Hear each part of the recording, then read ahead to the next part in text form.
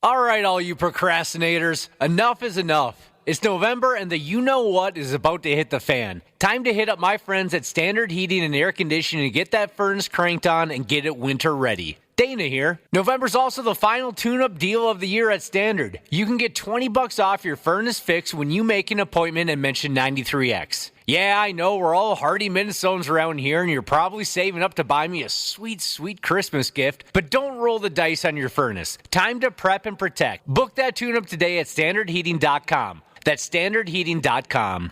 The 93X Half-Assed Morning Show. 93.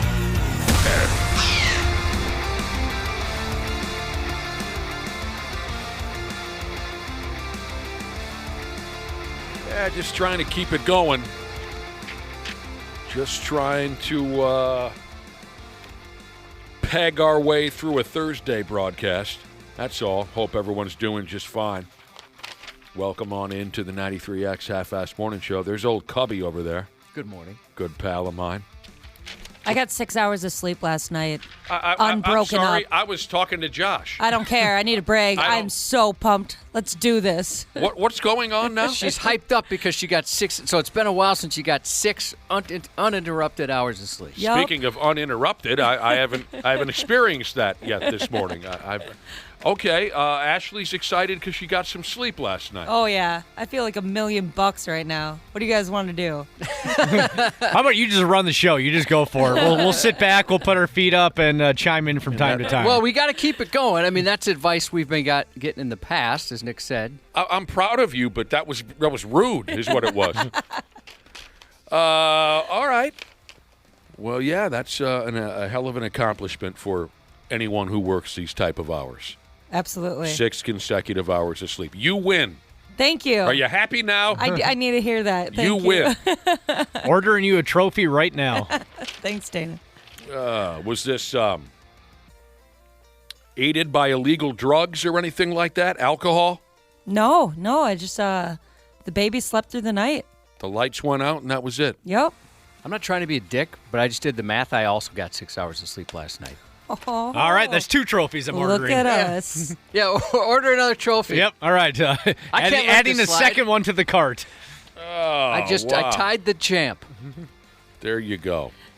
That's very exciting news. Yeah, what was I doing? What was I talking about? You were saying good morning to your friend Josh. Oh, sure. Yeah. How's it going? Good. Not as good as Ashley, but... Well, I mean, you also got 6 hours of sleep. I did, yeah. Oh, you might take an interest in this, Cubby. Because I've said before, and I'll say it again, you're a very good driver. Very good behind the wheel of a motor vehicle. Very kind of you to say. Right. Let's see where this takes us. Drivers are most likely to break the law at 8:27 a.m.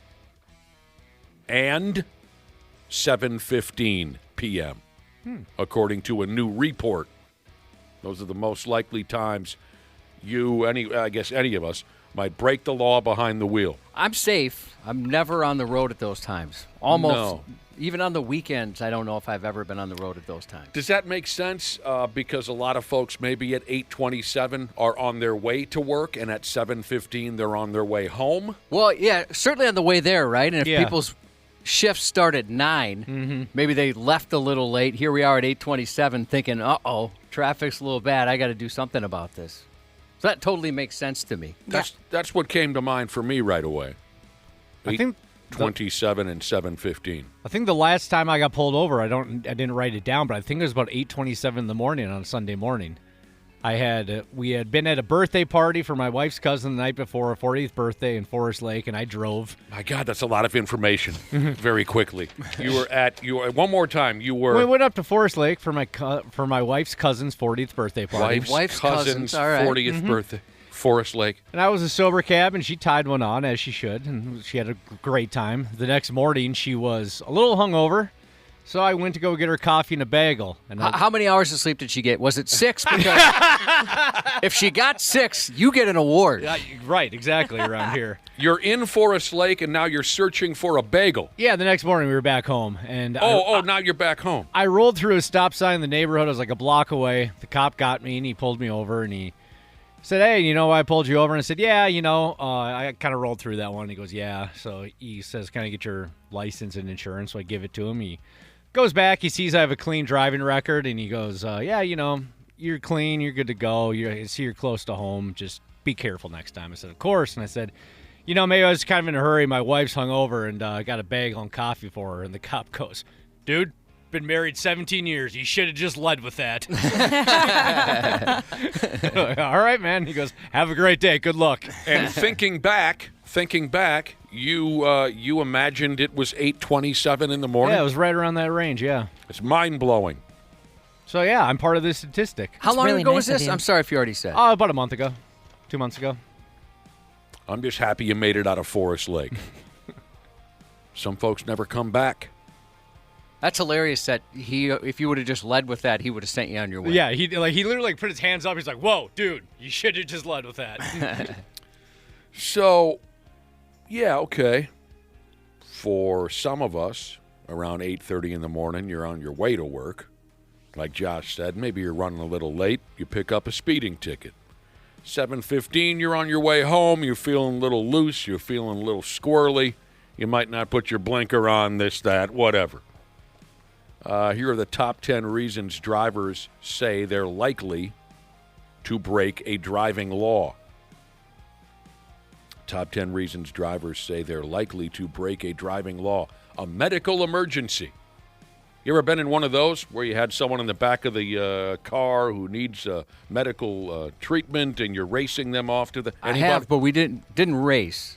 But I definitely have. A bicyclist got hit right in front of me. And so I picked the guy up, put his bike in my pickup truck bed. He couldn't have been a bigger dick. It was just, I don't know, the guy was, he just got hit by a car. He was in a bad mood. Wow, I don't recall this one. Oh, this was. I remember your pickup. Yeah, it was the really old Ford I had. Yeah, you had a Ford F-150 pile of garbage. garbage. Like a 1986. It was awesome. I loved it. You didn't have that vehicle for very long. It didn't last very long. No. It fell apart. And the Chevy guys can text in if you want. You're right. It fell apart pretty quick. Somebody in front of you, a bicyclist, got hit by a car. Yeah, I lived on a real busy road. And he was crossing that busy road. It was a hit and run. And this guy, he sailed, I'm going to say, half a block. Oh, my God. He was pretty messed up. His leg was at an odd angle.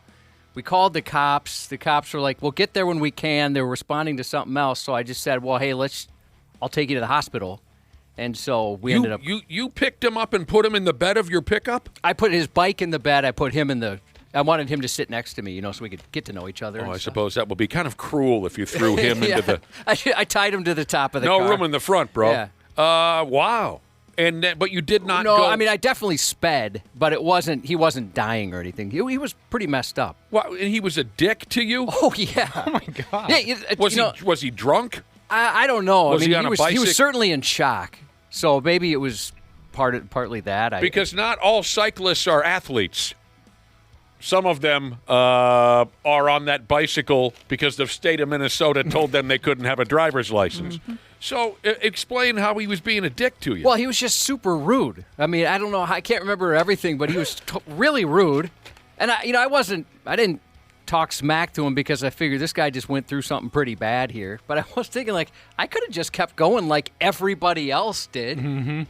God, There's another time my brother and we saw a motorcyclist crash. He was going way too fast around a clover leaf. And it was spectacular, this crash, like stuff you'd see in cops. And my brother is a first responder, so I thought, well, this guy kind of lucked out. We got a cop right here that knows what to do. And we went up to him, and it was the same thing. This guy was a total jerk. I think he ended up being almost completely fine. He was a little shaken. I think it was embarrassment for that particular guy. Sure. But it was ridiculous. Even as you see him come off the freeway, this was 494 on his way to Norman Hill Boulevard. Mm-hmm. You could tell, this is going to be bad. Oh. He's going way too fast for that clover leaf. That's funny. Twice you've just tried to be a good Samaritan and people are dicks to you. Yeah, what the heck? So you also picked up that motorcycle? No, that guy, we just helped him get his bike off him, basically, and sent him on his way. I would be beyond grateful if somebody helped me out in that kind of situation. What a bunch of D-bags. Yeah, I don't know. The second guy was fine. The first guy, he just hit his head. Maybe it knocked some meanness into I think him. you're being kind, but that's your style. Real quick, there was the kind of similar to this guy that you went out of your way to help was a total prick. My brother and I picked a drunk up off the sidewalk at St. Cloud State one night about 3 o'clock in the morning. Just a dude, totally unconscious on the sidewalk. And it was like 40 degrees. So we picked him up. He was barely responsive, completely wrecked, college student, like we pretended to be at the time. We put him on the couch at our house. Let the sumbitch crash here. Next morning, the guy sits up. You guys got any cigarettes? No? Got anything to drink? Got a Coke or anything? Well, no. You guys got anything to eat? No?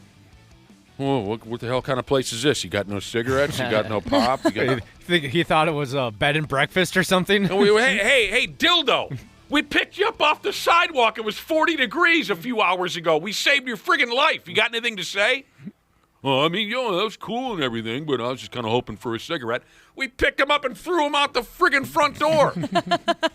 All right. Somebody brings up a good point, and I totally forgot about this. They said maybe the guy on the bike was a dick because I'm the one that hit him. I left that part out, yes. You were the one that... I hit him. I fled. I came back. I felt bad about it. I just thought of 2 other times where people I tried to help out were jerks, and now it's going to sound like a me problem. But keep in mind I'm old, and I've had a lot of different years to try these things. There are other people you've tried to help who were also dicks to you. Yeah, this was in high school, and we were walking. I grew up right next to Annunciation where the terrible shooting happened this year. And right. We were right in front of that church, and we had actually just left the church. And there was a young man there, probably early 20s. We were in high school, and he's like, hey, guys, I'm in a rough way. I'm starving. I haven't eaten in a long time. Can you help me out? And it just so happened we were on our way to McDonald's. We're like, yeah, absolutely, jump in. Filet of fish. Yeah, we'll get you whatever you want. Let's go to McDonald's. And he yelled at us saying that he's like, you know what I need the money for. He wanted alcohol or something like that. We're like, well, no, you said you were starving, and we were trying to help you out and thought, let's just go to McDonald's. And that guy was completely rude. So he's a junkie or yeah, something. The starving thing is always code, Josh. I didn't know. At the time, I didn't. Now I know better. But at the time, I just thought, we were trying to help him out. Then, so learning from that experience, fast forward many years, I'm with my daughter at the Uptown McDonald's, and a gentleman is in there, and he's like, hey, I haven't eaten. Can you buy me some McDonald's? And I thought, this is going to be a teaching moment for this young lady. I'm going to show her some generosity. We're going to teach her to be a good person. And I said, absolutely. I'm not falling for anything because he's in McDonald's. He's obviously hungry. And so I open up my wallet, and for once I had cash, and I grab him a 20, and he's like, hey, I see you got another 20 in there. How about you give me that? And I'm like, I said, well, how about I give you nothing? I'm like, I'm here with my kid. We're going to eat some. So he grabs it, and then he had a complete freak out at the people working behind the counter. He starts throwing things. He goes into the bathroom, locks himself in there. The cops have to come. Oh, no. I've got my daughter basically, but I'm putting myself between this madman and my daughter. She's backed up against a window, and I thought, what a teaching moment this has become. She's never going to help anyone ever. This was after you gave him a 20. Yeah, right. You see, money changes people. Money changes. I never have cash. It just so happened that's what I had. It started out so wholesome, and then it completely changed. Here are the other reasons why we break the law behind the wheel. The road is empty or quiet. Sure. Mm-hmm. Nobody's looking, right? I'll push the speed limit a little bit. Especially with our hours and stoplights and stop signs, I kind of view them as just a suggestion, not necessarily a need to stop at every single one of them. There's a light that goes, it's right outside my neighborhood, and it's always red when I get there, and it's pointless. I've never once seen another car there.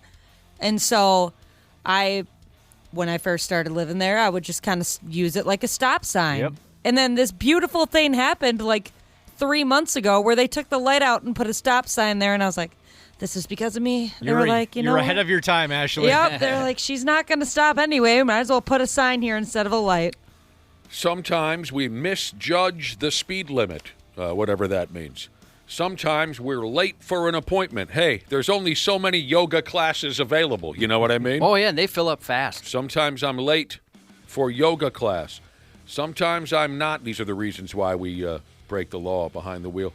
Sometimes we don't concentrate on how fast we're driving. Okay, sure. You guys all come through the U side, don't you, to get to work here, and not Casota? Or actually do come the back way off of 280?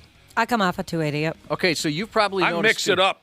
Oh, do you really? I mix it up. I didn't know that. Interesting. Yeah. Because I'd imagine the 280 way probably takes you a little longer. A little longer.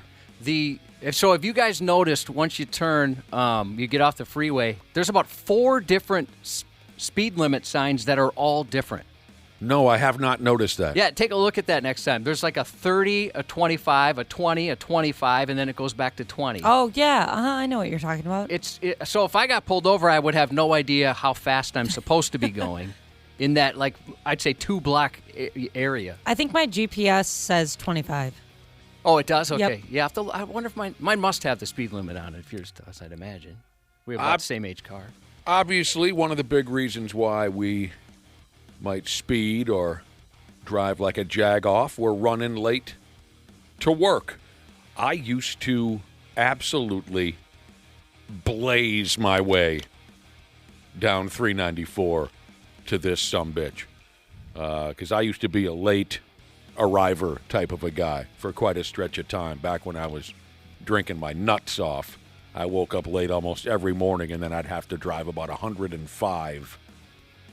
I don't know how I didn't get in big trouble or kill myself or somebody else. Sometimes we're late for a big event, like a concert or a bukkake party or something. We're running late.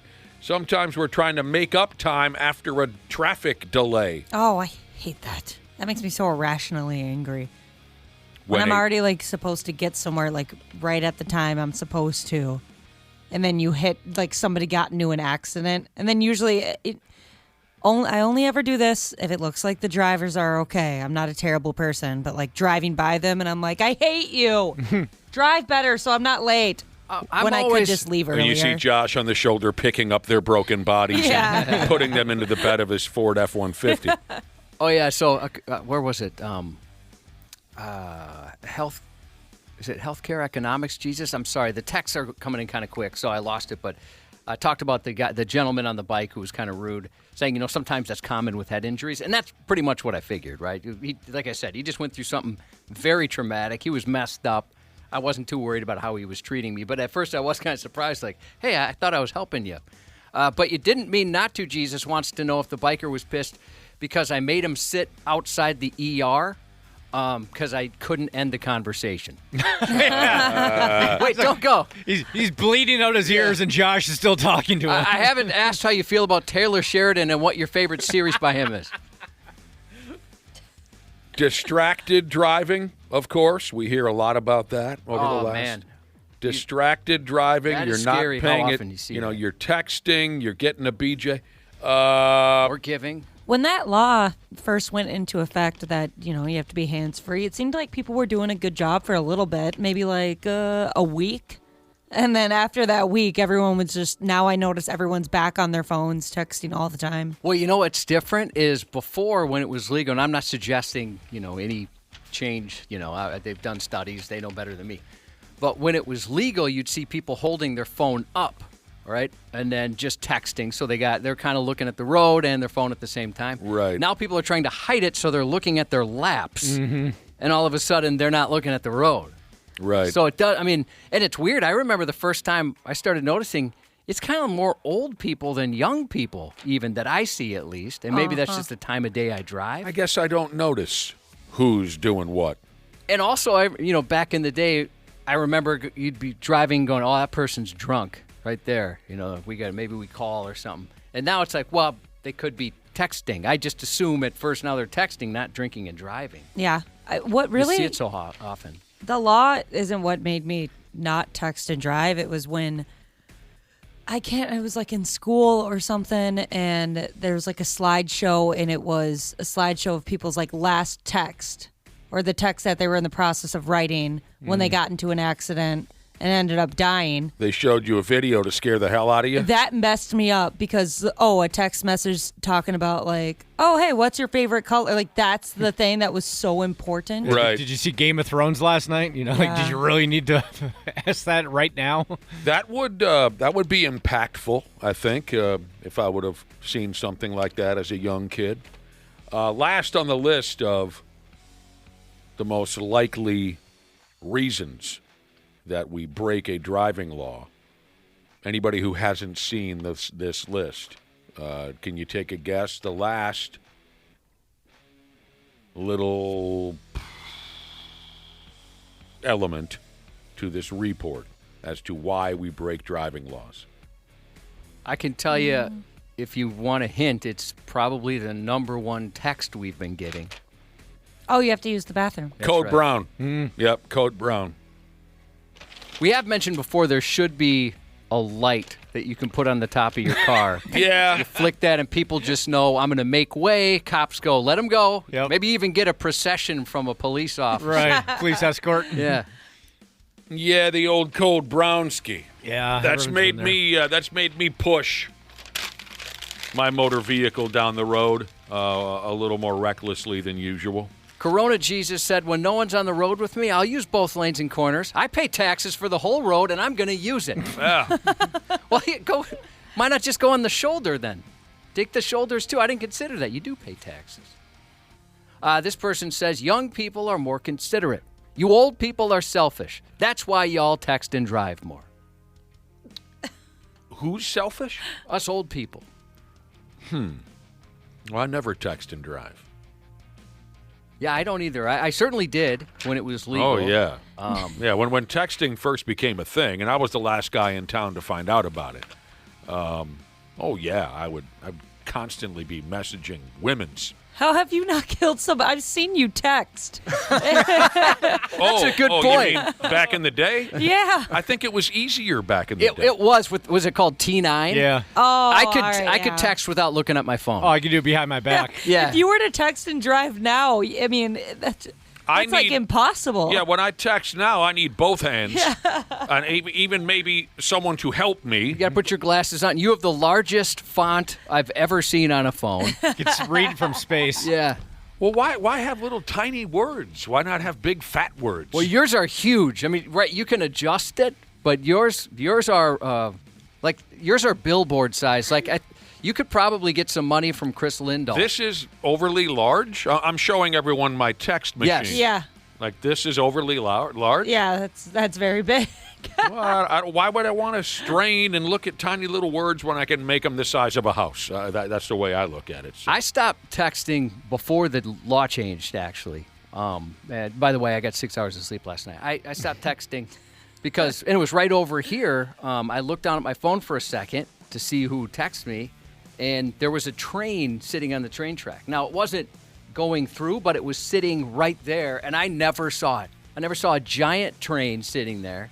And So that's when I decided, okay, I'm done. You almost crashed into a stationary train? No, I didn't crash it. I just didn't see it sitting right at the intersection. Like, I never saw it. So if that thing was coming through, it would have destroyed me because the arms weren't there at the time, right? It was just the flashing lights. Or at least they weren't working at the time. Well, double dildos. Yeah, that could have got me big time. So that was when I decided, all right, geez. And I thought, if I don't see that thing, how am I going to see a pedestrian or something like that? So Don't get killed out there. Don't get killed. When we were going through that stretch of the 100 carjackings a day, it seemed like in Minneapolis, You still are, by the way. Yeah, but I don't hear about them as often, though. Maybe I'm just not paying attention. But I would drive with my phone in my pocket because my theory was if they're going to carjack me, at least I'll still have my phone and it won't be, sitting in the passenger seat or in front of me where I keep driving it to text and stuff. Yeah, you pick up a paper. You'll see a couple of those. Oh, dudes. Yeah, and people are saying, well, just text through your stereo. Yeah, I do that. But Text I through love doing that. my stereo? yeah, where you just do voice to text. And it spells things differently. Yeah, a lot of It's times fun. sometimes I'll even say, especially if it's a longer response, I'll say, hey, this was voice to text. I don't think I'm a complete moron. I don't know how to text with my stereo. What is this now? People are texting in. Do you ever do voice to text? No. You don't? No. I think I do that more often than not now. Where you speak into your phone. Yeah. I think I've seen it done. Have you guys noticed this? I don't know if it's the new update or what, but now, like, the spell check will trick you into thinking, oh, we're not going to change anything until you hit send, and then it starts changing things. It's like a last-second deal. No, I haven't noticed. No. Oh, it's got me a few times. Yeah. You guys are good like that. You know how to do all kinds of cute things with your phone. All right. We ought to get going. We will be joined later in studio by Dr. Andrea Johnston from Gurman Animal Hospital. Twice in 1 week we get to see her. That's pretty cool. Oh, right. We saw her on Sunday at our bingo event. Remind me, Josh, when we have Dr. Andrea on, to talk about that bingo event again real quick. I had something I wanted to announce to the folks, to our listeners. Dr. Andrea will be in studio later. It's our Ask the Vet segment, so if you have any questions about your pets, you can throw them her way. She'll probably be wandering in around 8:20 or 8:30, and we may even have some dogs in studio. Yeah, this will be fun. Yesterday, after the show, International Mrs. Minnesota showed up. Her name's Rachel. International Mrs. Minnesota. Mrs., not Miss. Correct. And her husband, Airplane Fixer Jesus, was in yesterday. They Her showed husband is a listener? Yes, he is, yeah. What the hell were they doing in the building? You probably recognize his text. He texts sometimes. Really funny dude. Yeah, I recognize the name. And so they showed up. They were doing something with KQ, our sister station, if you didn't know. And they are raising awareness for pet adoption. And also this time of year, they asked people to help out with food for some of the rescues, right? Because it's expensive. And so they're hoping to raise awareness for that. So she works with a few different of those charities.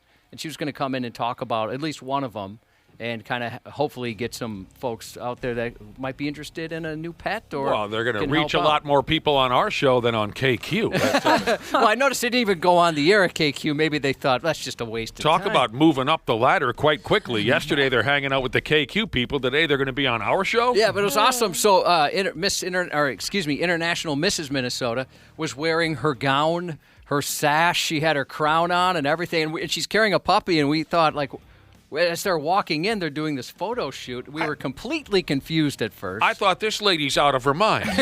She's wearing a crown and a sash and a gown and carrying a puppy. This is some kind of a setup. At any rate, so Dr. Andrea and maybe even some dogs. Yeah, she said she's one of the rescues she works with is going to loan her a dog or two, so she'll bring in something. The Mrs. Minnesota lady. Yes. How about that for you dog lovers? We got to take a break. When we come back, we'll go ahead with the Stupid News Report. Thanks for joining us here on the Half-Assed Morning Show. The 93X Half-Assed Morning Show. All right, all you procrastinators, enough is enough. It's November and the you-know-what is about to hit the fan. Time to hit up my friends at Standard Heating and Air Conditioning to get that furnace cranked on and get it winter ready. Dana here. November's also the final tune-up deal of the year at Standard. You can get $20 off your furnace fix when you make an appointment and mention 93X. Yeah, I know we're all hardy Minnesotans around here, and you're probably saving up to buy me a sweet, sweet Christmas gift, but don't roll the dice on your furnace. Time to prep and protect. Book that tune-up today at standardheating.com. That's standardheating.com.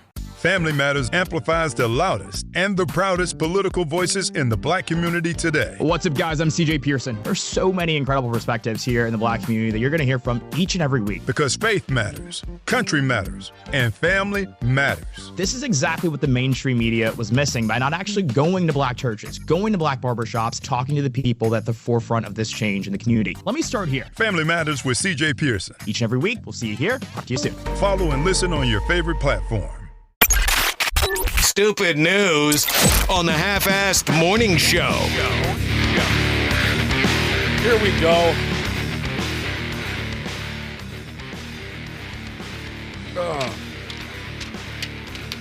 I should probably jog in place while I read the Stupid News Report to warm things up in this pig.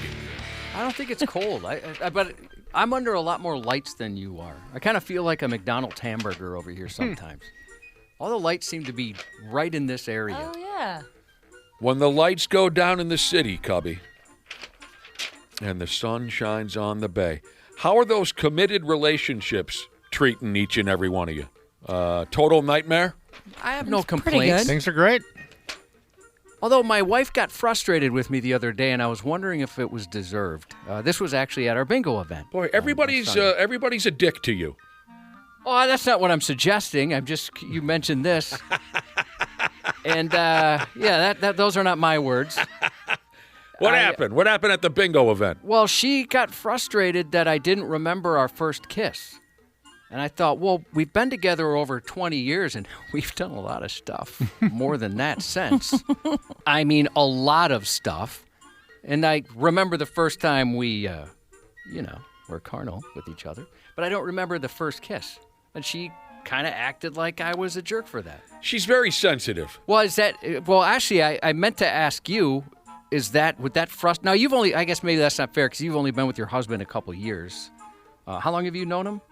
Over 3 years. That wouldn't bother me. It wouldn't bother you. No. I mean, she was legitimately frustrated, and the people I was at the table with, including some people I just met, were all like, ooh, like it was a big deal. What? And I thought, well, I remember a lot of other things, but I guess that wasn't that, I didn't think that was a big deal. That wouldn't bother me because I don't know off the top of my head. Oh, thank you for that. Yeah. Cubby, I think she takes things a little too hard because deep down she knows you settled. No, I don't think that's the case at all. And if you wanted to move on, you could do it quite easily. So I think that little things like that. Anyway, I've known my wife for 35 years. I think I remember the first time we kissed. Was there any I think significant I do. reason that you'd remember? Like it was on top of Mount Everest or... I think because it was at an absolutely killer high school beer party. Oh, wait, are we talking, was she mad that you didn't know the date or you don't remember the moment? I don't remember the moment. Oh, yeah, that might tick me off a little bit. Are you serious? That's a big deal? Yeah, because how do you not remember the moment? I don't know, because those were my 2 years of whoring around. And we weren't exclusive, nothing like that. It wasn't like our first kiss as a committed couple. I mean, there were... Dana, you remember the first time you kissed your wife, right? We remember the day it happened? Right. Yeah, right. Yeah, Dana remembers. Ashley remembers. I remember. You know what's weird? But yesterday I thought I was working with a bunch of friends. And now today it sure seems a lot different. You know, this is kind of interesting to me because a couple weeks ago you were talking about how...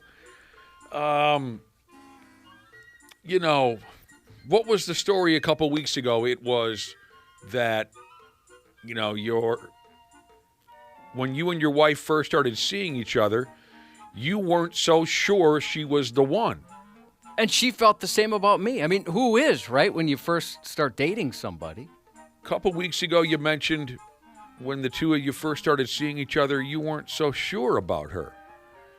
Now here, you're not able to remember your first kiss with the woman. So there's some cracks in the armor here. In the foundation. In the foundation. I thought that the two of you were this magical, yay, hand-in-hand perfect couple. But maybe you're just as troubled as the rest of us. Maybe. I mean, I honestly didn't think that was a big deal, that I didn't remember that. I remember a lot of other firsts. But yeah, I couldn't remember that one. It'd be different if you were a drinker. Yeah, you don't drink. Why wouldn't you be able to remember? At the time I did. Not a lot. And I was, at the time, I remember our first date. I remember that kind of thing. How's your marriage going? No, it sounds like it's in some trouble. We want to make the show 4 for 4 with divorces, Josh. Yeah. I don't think we're at divorce Join level, the club, man. I was a little surprised that it bothered her. Yeah, here's a fitting text. Josh, come on. You just got 6 hours of sleep. You should be able to remember these things. Yeah, Ashley was bragging about her 6 hours. I did the math and realized I also got 6 hours. Some people are saying the cracks in the foundation is your weight gain. Yeah. Somebody else texted in earlier and mentioned, hey, Don't worry, I got you, brother. Stay strong as far as my weight loss journey. And unfortunately, I've already had a Totino's party pizza and 2 bags of Takis. Is there a therapist, Jesus? I feel like Josh might need to talk to somebody at this point. Between There the is. weight gain and the marital issues that are clearly hindering your life right now. Well, yeah, and so dump truck driver Jesus, the story was that I had text my wife for what is colloquially called a booty call, and she was with another guy. This is something you brought up a couple weeks ago. weeks ago. Yeah. Don't you think that's a little worse than me just not remembering our first kiss? I know we've kissed. I don't know where to go with that. What's worse or better? Look at the text from Sits on Baby Jesus. Oh. Want me to read it? Yeah, 'cause I can't read. That's too mean. I thought we were friends. I thought I had a lot of friends in this area. Apparently not. Sits on Baby She's is texted, poor Cubby. All right. Yeah, I think I remember the first time my wife and I kissed 35 years ago. If I remember correctly, we were at this lights-out keg party, and she couldn't help herself, and she dove on top of me on a couch, and we began to kiss skillfully on both ends. I'm sure, Very yeah. skillfully on both ends. And, it was kind of a obnoxious public display of affection. So everyone at the keg party kind of started hollering, get a room, all that crap. And if I remember correctly, I took a blanket and I just put it over the both of us so nobody had to see what we were going to do to each other. Oh, this is nice. I think I have that story correctly. God, I really hope it's wrong. No offense, but I hope it's terribly wrong so that we can be in the same I wonder boat. if she remembers, because that was a long friggin' time ago. I don't think she's awake yet, but you never know. This is very nice. Thank you. This text says, Josh can be on the run with me. That is from Runs from Ice Jesus. You guys can team He's up. got some experience. He can help me out. He's doing a great job so far. Yeah, no kidding. He's your navigator. I'm cheering for him, man. All right. So, my question was, how are those committed relationships going for everybody? Dana says, fine. Ashley, good. Me, I'm hanging in there. Josh, we used to be a little more sure about you. Now we just don't. No. This here sounds like a couple who is involved in a very stable, mature, healthy relationship. A dude in stupid Russia. He staged a damn carjacking to avoid going shopping with his friggin' wife. Dude went through the trouble of staging the theft of his own motor vehicle just so he could avoid an hour or two walking around the mall with his old lady. He did. I was going to ask what kind of shopping it is, because there's a big difference between, hitting up Target and Menards or going clothes shopping. Well, I'm not 100% sure, Ashley, that they were just going to shop for clothes. It was just a day, a husband and wife shopping extravaganza. Maybe they were going to go to some cool places, too. I don't know. Well, they said the mall, so that's what, mostly clothes? Mall's right? got a little bit of every damn thing. Yeah, but I would say mostly clothes or magnets. I mean, it is a Russian mall. So definitely those dolls where you keep opening it and you're like, whoa, look at that, another doll. Yeah, they've got like 6 of those stores at least. A Russian mall. I picture it being just so cold in there and desolate. Just depressed. There, even though you're indoors, there's a cold wind that hits you right in the face wherever you go in the Russian mall. Did you just say I hate you guys? Oh, if I did, it slipped out. Yeah, if I did, that was just a thought I had, and I must have vocalized it. Did he just say, I hate you guys? I think he did. I didn't hear it. No, I think what I was talking about a Russian mall. So you got a clothing store, you got the doll store, you got a vodka store, and then 3 more vodka stores, and then another clothing store. If I can get my stereotypes correct. Do they still go crazy for American blue jeans, or is that too much time has gone by? It's a kiosk selling old used copies of Tetris. Probably too much time has gone by. Tetris, was that invented in Russia? Yeah. I believe so. At least they did something right at one point or another. So, Dude staged the theft of his own motor vehicle. The crooked Russian police say that this is how it all started. A lady, the wife, called him up one day, and she told the police that her husband's Toyota Corolla had been stolen. A little later on, she called him back to say that she and her husband had found that motor vehicle. Once the cops got a look at it, they saw that the car had signs of forced entry. The ignition switch was mangled. But the cops noticed there was something squirrely about the husband. They didn't feel like he was telling the truth. There's no details on that here. Was he stuttering, sweating, whatever. But they say they just did not believe his story.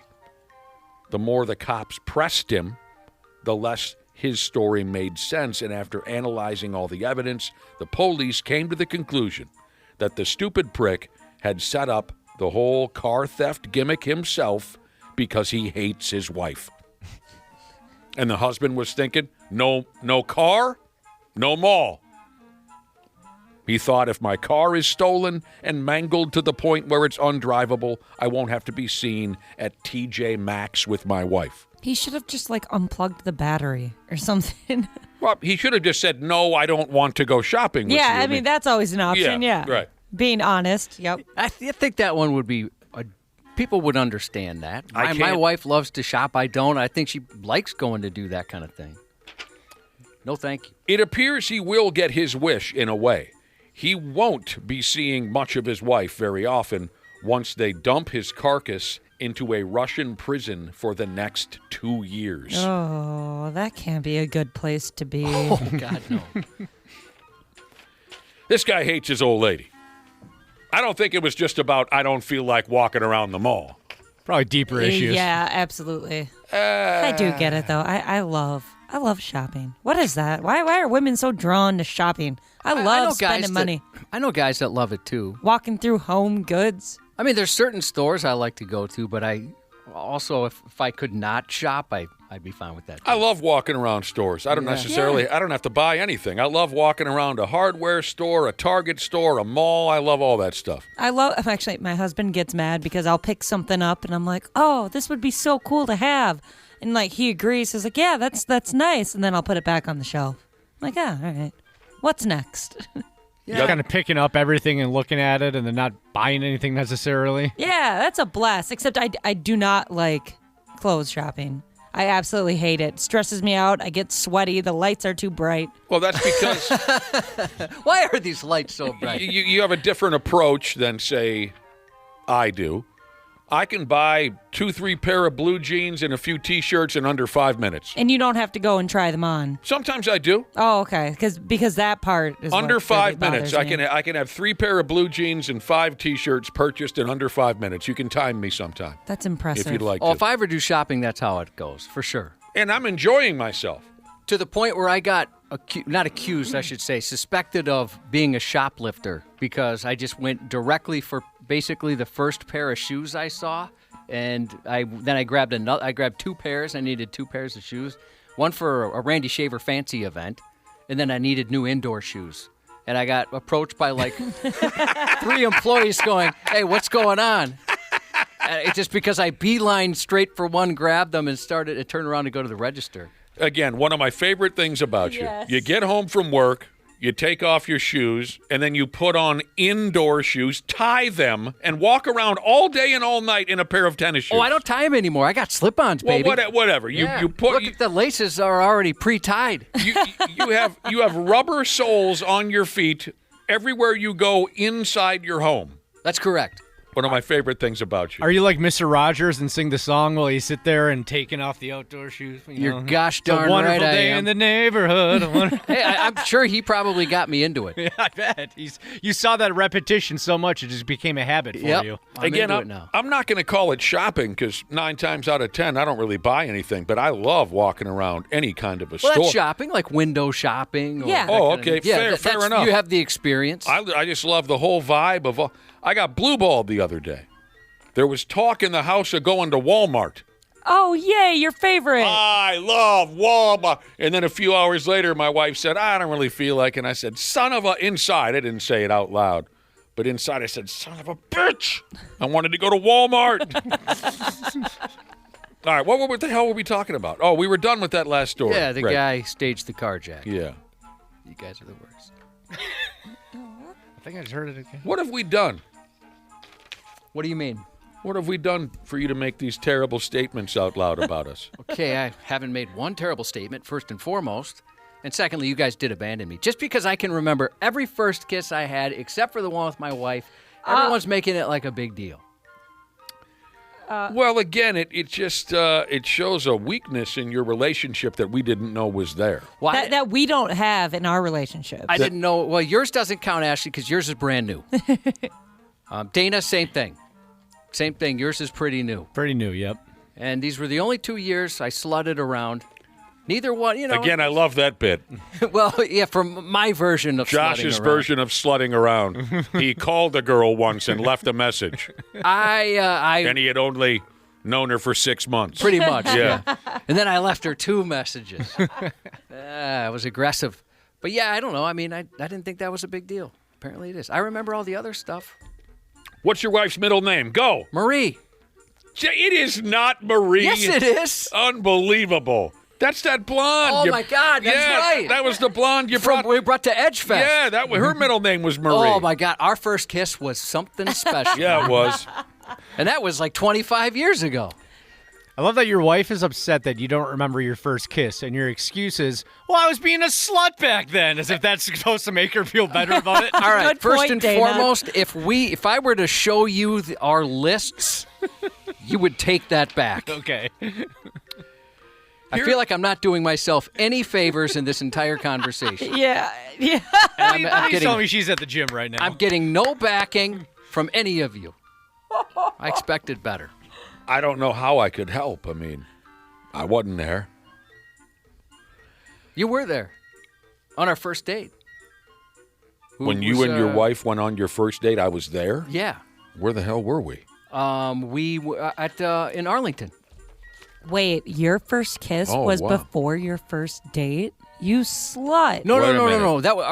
That he said I'm saying it's the first same day. Sorry. So the first date you took, I didn't know what we kissed on the first date, and that's what she got frustrated. the first date you went on with your wife was when we took a road trip to Arlington? Yeah. That was We stopped. We were going to go to Champs. that's one and hell it was of closed. that See, is I one hell of remember- a first date. I remember all this. That one we didn't sleep over. That wasn't a sleepover one. So yeah, we were going to go to Champs. It was closed. We ended up going to the Burnsville Chipotle. That's why we had Chipotle cater our wedding. I remember all that. I just don't remember when we first. Wait a kissed. minute. Your Oh, that's your cute. first date was at Chipotle, or it was a road trip to Arlington? We stopped at Chipotle on the way to Arlington. That is a hell of a first date. So I remember that. Not too many people have that first date You story. took her to this godforsaken town on your first date, and I was in the car? No, you were there. Oh. Yeah. Okay. Enough teeing off on Josh here. We got to get around to a couple of these stories at one point or another. I mean, we can continue to tee off Should on. have just called in sick today. Here's a group I was totally unaware of. Maybe because they're in the god-awful United Kingdom. Although I got to assume there are similar groups here in the States. The Barefoot Living Group. People who live their entire lives without shoes. Real deep, dark, hippy-dippy stuff. It's supposed to be good for you or something like that. That's part of the thing. That's one of the things they'll bother you about, Ashley. The Barefoot Living Group. They'll bring up it's better for you. These people are kind of the anti-Josh. I mean, we were just in between busting his balls about the weakened relationship he has with his wife here lately. You just mentioned that you bought a new pair of indoor shoes. These people, Josh, the Barefoot Living people, they do everything that we shoe wearers do. They have jobs, families, house pets, bills to pay, and they don't even know they're going to die. I don't know why I borrowed from that cat song right there, but I did. They go everywhere we shoe wearers go, the bank, the grocery, a ball game, this and that, but they never even think about putting anything on their feet, ever. They go barefoot everywheres. Well, they have one of those silly Facebook groups in the United Kingdom, more than 700 members strong. 700. That's a lot of feet. It is. On that Facebook setup. I mean, that's up to 1,400 feet. They have exciting discussions about the apparent, here we go, Ashley, health benefits of barefoot living. They say it improves your posture. They say going all barefooted connects you with nature. It improves your mental health, they'll even say, your mental health. So, despite all that fun, they've run into a problem on the barefoot Facebook group. The foot fetish people have invaded. A completely different vibe, don't you know, the foot fetish people. It seems they're a passionate group, right, the foot fetishes? They should have seen this coming. The foot fetish folks are joining the barefoot Facebook club because they want to tug off to feet pics and whatnot. It's pretty clever workaround there. And the barefoot hippy-dippy life people, they've had to put an announcement up on the website that says this is not a foot fetish group. They also posted, nothing against you people, but we're not that kind of group. They've had to cut loose with a new rule on the website. Posting pictures of just your feet is now against the rules. They don't want the foot fetish people clicking onto the page just to beat off. That's not what they're about in the barefoot life community. I don't know. I'd be honored if somebody were to masturbate to my feet. I don't have attractive feet. I have full-figured feet. And we're persecuted a little bit, tough to find shoes and whatnot. Yeah. So I bet it would be tough to find somebody attracted to them. I don't hate feet like some of you guys do. I know, Ashley, you specifically hate feet. Yeah, I don't like other people's feet. But I'm Yuck. definitely not, like, turned on by it. I wonder, I mean, you don't hear a lot about, like, hand fetishists. No. Or, certain things like that. But No. the feet one you hear a lot about. Yeah. I think because people that are like in the hands, it's not a big deal. I know a lot of girls that like they always look at a guy's hands. Is that a penis thing? No, they just like strong hands. You can see the veins. It's Maybe some hot for calluses reason. on them from, Yeah. working out or working in the yard. Oh, really? Mm-hmm. Oh, so you I've guys heard think that deep about it, huh? Yes. Some chicks do. Clean nails. Oh, Clean I love that. nails. I don't have that problem. Actually, it's also true the forearm thing. I've heard that women sometimes look at a guy's forearms. They really like a good, strong, sturdy forearm. Yes. And once again, back to the veins. I don't know what it is. I'll tell you what, we've mentioned it before. Derek, our boss, who's joined us a few times on the air, his forearms are popping. Tree trunks. His forearms are like as big as my thighs. Yeah. The guy's soft as baby He's got popping forearms, though. So anyway, lots of the women in the barefoot hippie Facebook group have been receiving private messages from dudes asking for pictures of their feet. How much we talking? Haven't you joked about that, or maybe you were serious? I think they want them for free, actually. Oh, But no, no free feet pics. You've thought about that, haven't you? Yeah, I've had people message me and ask to buy pictures of my feet or used socks or used shoes. The price is never right. do you have exceptional looking feet? No, they're average. They're kind of like, I have wider feet. Yeah. Do you want to have a wide foot off? Yeah, let's do it. I bet mine are quite a bit wider and stupid. I have like those stupid, I hate the word because it sounds so gross. Bunions? Do you have bunions? Yeah. And I always thought that was just like what people's feet looked like. And then actually, like in the last couple years, I've looked at other people's feet. I'm like, oh, I didn't realize that I was so weird. I thought everyone had that like kind of hump on the side of their foot. Stanky Boy Jesus has a theory on why there doesn't seem to be hand fetishes like there are foot fetishes. He said hands are visible all the time. Feet are kind of hidden, seem a little off limits. And I suppose, like women will wear sexy shoes and things like that. Yeah. My feet are narrow. That's my problem. Says here, feet turn some people on. We know that. Last year, a pop singer by the name of Lily Allen, Anybody? Love her. Yep. No. Never. What song would we might know her from? Probably none. Wait No. You love that song. for my life to be over. She has this song. It's called "F You," but she uses the full word. That's a great jam. That sounds like a cute little pop singer by the name of Lily Allen. She was selling photos of her little feet on OnlyFans, and she says she made more money on her feet pics than she did selling records. By the way, one dude involved in the Barefoot Life Facebook club says he hasn't put on a pair of shoes in 10 damn years. 10 I always years. heard that was bad for you. How do you not have tetanus? I don't know. Yeah, everywhere she goes, he's barefooted. Ashley, take a look at the text from Smoking Meats and Clapping Cheeks Jesus. He sent in a picture of his forearm. See if that's what you're into. Oh, yeah, that's beautiful. Jeez, dude. That's insane. What do you do? He could be a forearm model, couldn't he? Oh, 100%. It's That's AI. his wrist. Like, you can see such a distinct difference between the size of his wrist and his forearm. That's my God. crazy. Yeah, it's fake. I've been saying that to people lately. Yeah, everything's fake. I've been telling everybody that's AI. That's been the number one word in America over the last 5 years. Fake. A lot of it is now. Everything's fake. My buddy's like, hey, how come you didn't call me back? I'm like, you never called. And he sent me a screenshot of a missed call, and I said, that's AI. Right. You made that up. That is so fun. I'm going to start doing that. Oh, it's great. I use it in all kinds of situations where it makes no sense.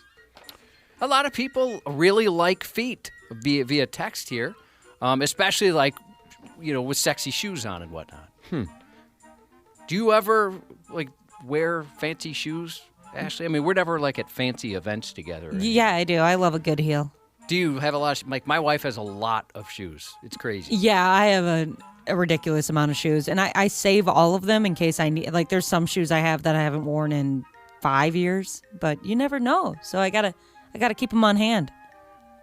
Sasquatch, the stagehand Jesus, I've never even heard of this. His feet are size 15 triple E, and he wants to compare feet with me. Whoa, do you have to get them custom made, your shoes? I would think so, right? What does the E mean? Yeah, what's the E for? I don't know. Never heard of that. Yeah, I haven't either. I just have 10.5 or 11 wide, depending on the shoe. There's certain brands I can't wear. What do you I mean? haven't found So, Nikes that will fit feet like mine. wide that you can Yeah, actually. just because they're wide. Well, no, but what I'm asking is when you go shoe shopping, they designate wide Yeah. and narrow. Oh, I did not know that. I like to use full figured, but yes, wide feet. This is different. I haven't heard of this. Never once before have I heard something like this. What happened? Drunk Uncle Firefighter Jesus says, I wonder if the guy who hasn't put on shoes in 10 years has inside feet and outside feet. Good question. He changes them just like I do. Again, with the terrible United Kingdom, a dude out that way, 45 years old, by the name of Mark, he had some eye surgery.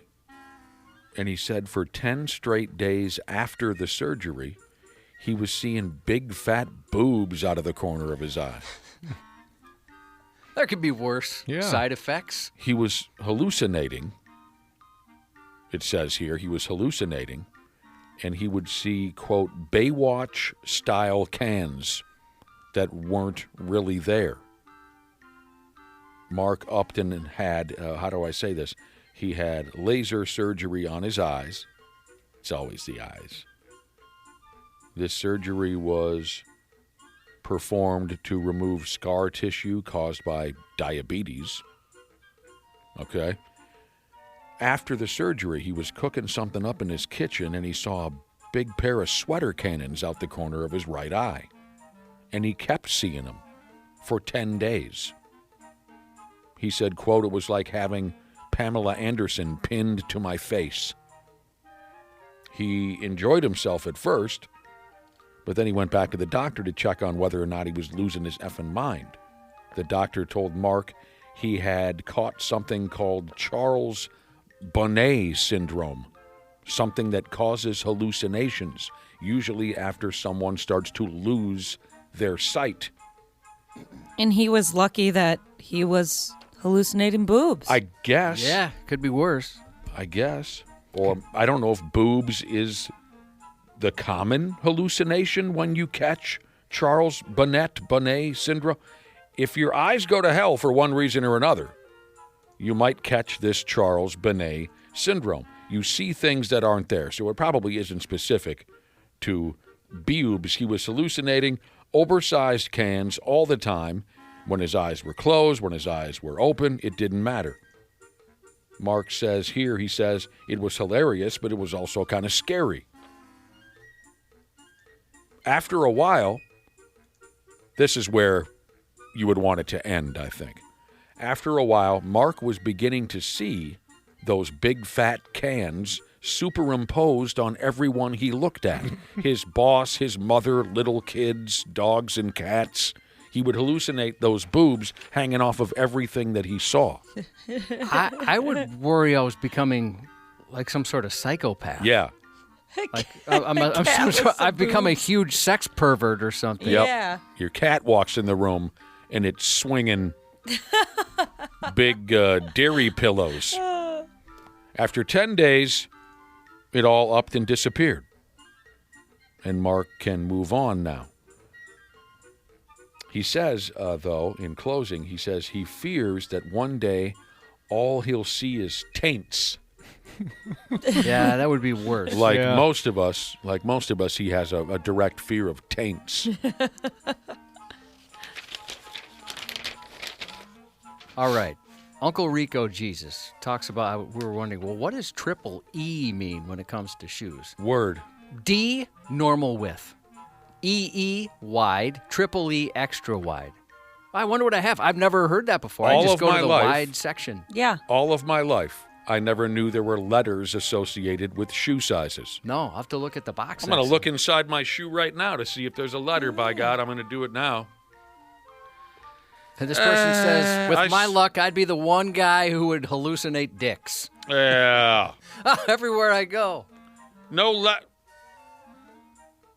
letter in here, Cubby. Yeah, me either. Oh, God. Let me see. Oh, I sweated my info away. Oh, I can relate. Maybe that's because you wear shoes 24 hours a day. Yeah, but these are my outdoor shoes. Oh, here's some info. Outdoor shoes. Oh, I can't see that. Give me some outdoor shoes. You're still looking? Yeah. They're made in Indonesia. Mine are made in China. This 15-year-old, this guy with the 15 shoes, 15 triple E, is that what you said, Josh? Yeah. I'd like him to get back to us if he can. Are you clumsier than a sumbitch? You think that would stabilize them more? Yeah, and how big are you otherwise? Are you a pretty tall guy? Oh, I see.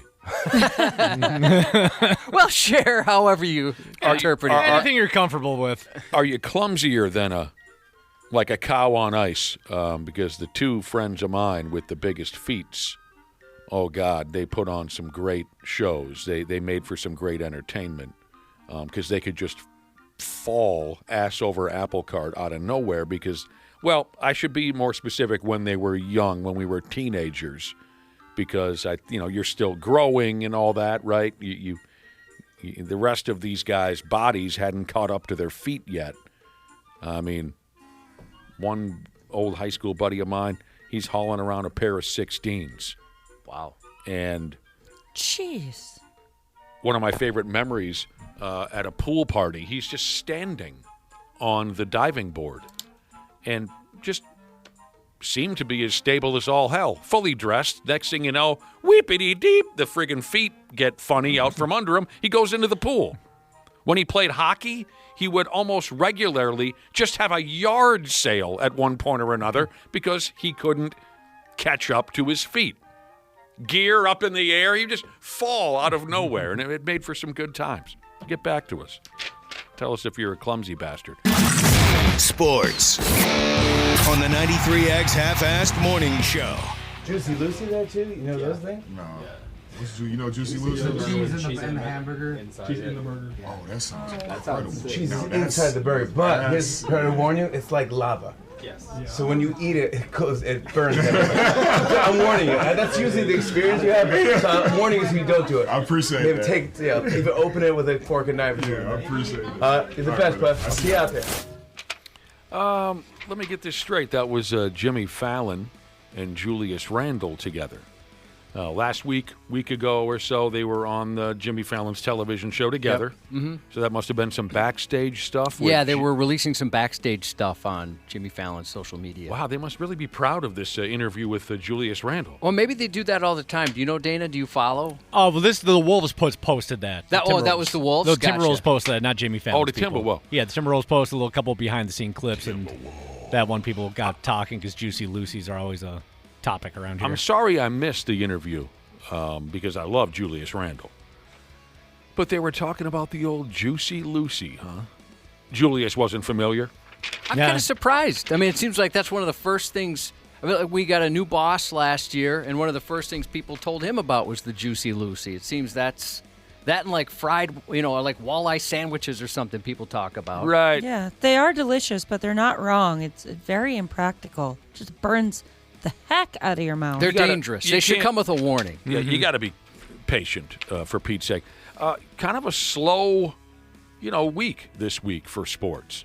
The Pigs and Wolves haven't really played this week, Sunday, Monday, and they don't get started again for another couple of days. So, I mean, I can tell you my Golden Gopher basketball club got more or less curb stomped in Missouri last night. And Go Gophers, Big Ten Network. Were you able to find it at all? I know you were talking about that. No, couldn't find it on my television. Tonight's episode of Thursday Night Football features the New York Jets playing at the New England Patriots.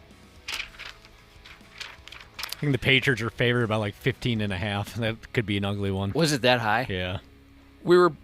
Josh is a little down.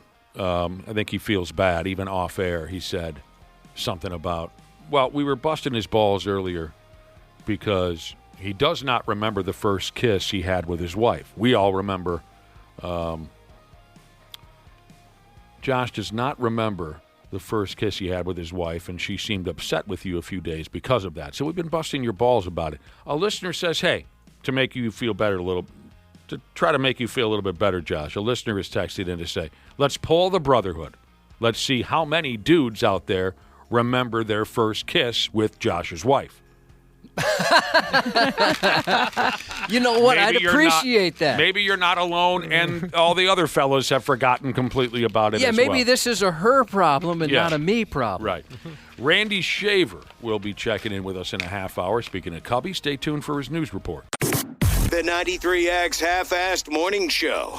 All right, all you procrastinators, enough is enough. It's November, and the you-know-what is about to hit the fan. Time to hit up my friends at Standard Heating and Air Conditioning to get that furnace cranked on and get it winter ready. Dana here. November's also the final tune-up deal of the year at Standard. You can get $20 off your furnace fix when you make an appointment and mention 93X. Yeah, I know we're all hardy Minnesotans around here, and you're probably saving up to buy me a sweet, sweet Christmas gift, but don't roll the dice on your furnace. Time to prep and protect. Book that tune-up today at standardheating.com. That's standardheating.com. Michael Rosenbaum and Tom Welling take you behind the scenes of one of the greatest shows of all time. They're Ultimate Rewatch Podcast. We're in the midst of season 7. And hold on. Obviously, we had a very successful television show for 10 years that was Superman-based. But we had to make everyone believe that you were Clark. I gotta be honest, I was surprised at the end of this episode that I wasn't. I was too!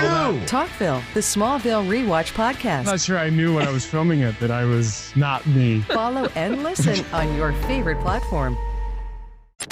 93X Half-Assed Morning Show. Put it in reverse, Terry. Put it in reverse. 93X rocks. Oh, Lord, please.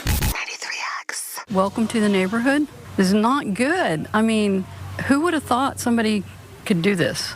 Just destroy a brand new home. We'll just keep them in our prayers, and that's all we can do. It was a rude awakening in Post Falls, Idaho, when dawn broke, and so did someone's sense of reason. According to the Post Falls Police Department, calls began pouring in about 5:38 a.m. from neighbors reporting someone tearing through a property with an excavator. When officers arrived, they spotted a vehicle speeding away from the scene and pulled it over. Behind the wheel was a 29-year-old man who police said works in construction. As for why he did it, authorities aren't yet sure. There's no known motive, the department said. The man now faces a trio of charges: DUI, burglary, felony-level property destruction. The homeowner thankfully wasn't around to see their brand-new investment reduced to rubble, just the aftermath of one very expensive hissy fit. The investigation is still ongoing as officials try to piece together what led to the meltdown in a hard hat. This guy destroyed this house. Yeah, it looked pretty good. He got it all. Yeah, he left the garage so they have a place to park, but there's no place to sleep, that's for sure.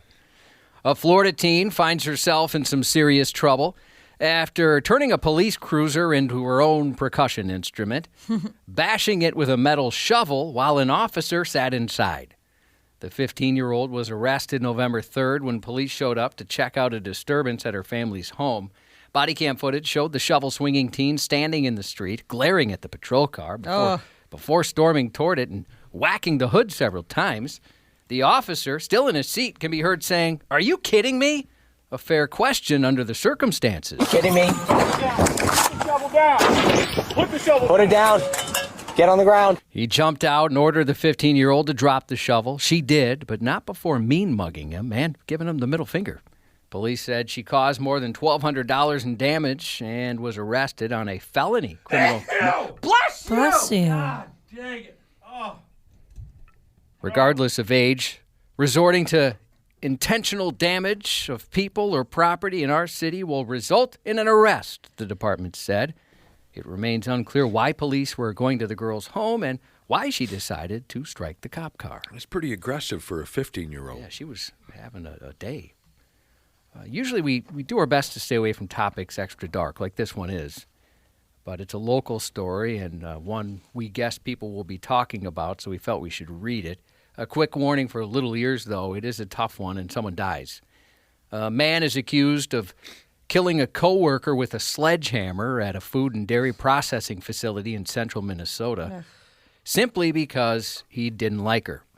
Deputies were called to Advanced Process Technologies in Cokato about 6 a.m. Tuesday after a 911 call reported an employee had been found at a workstation with significant trauma. Jesus Christ. When deputies and paramedics arrived, they tried to save her, but sadly, she was pronounced dead at the scene.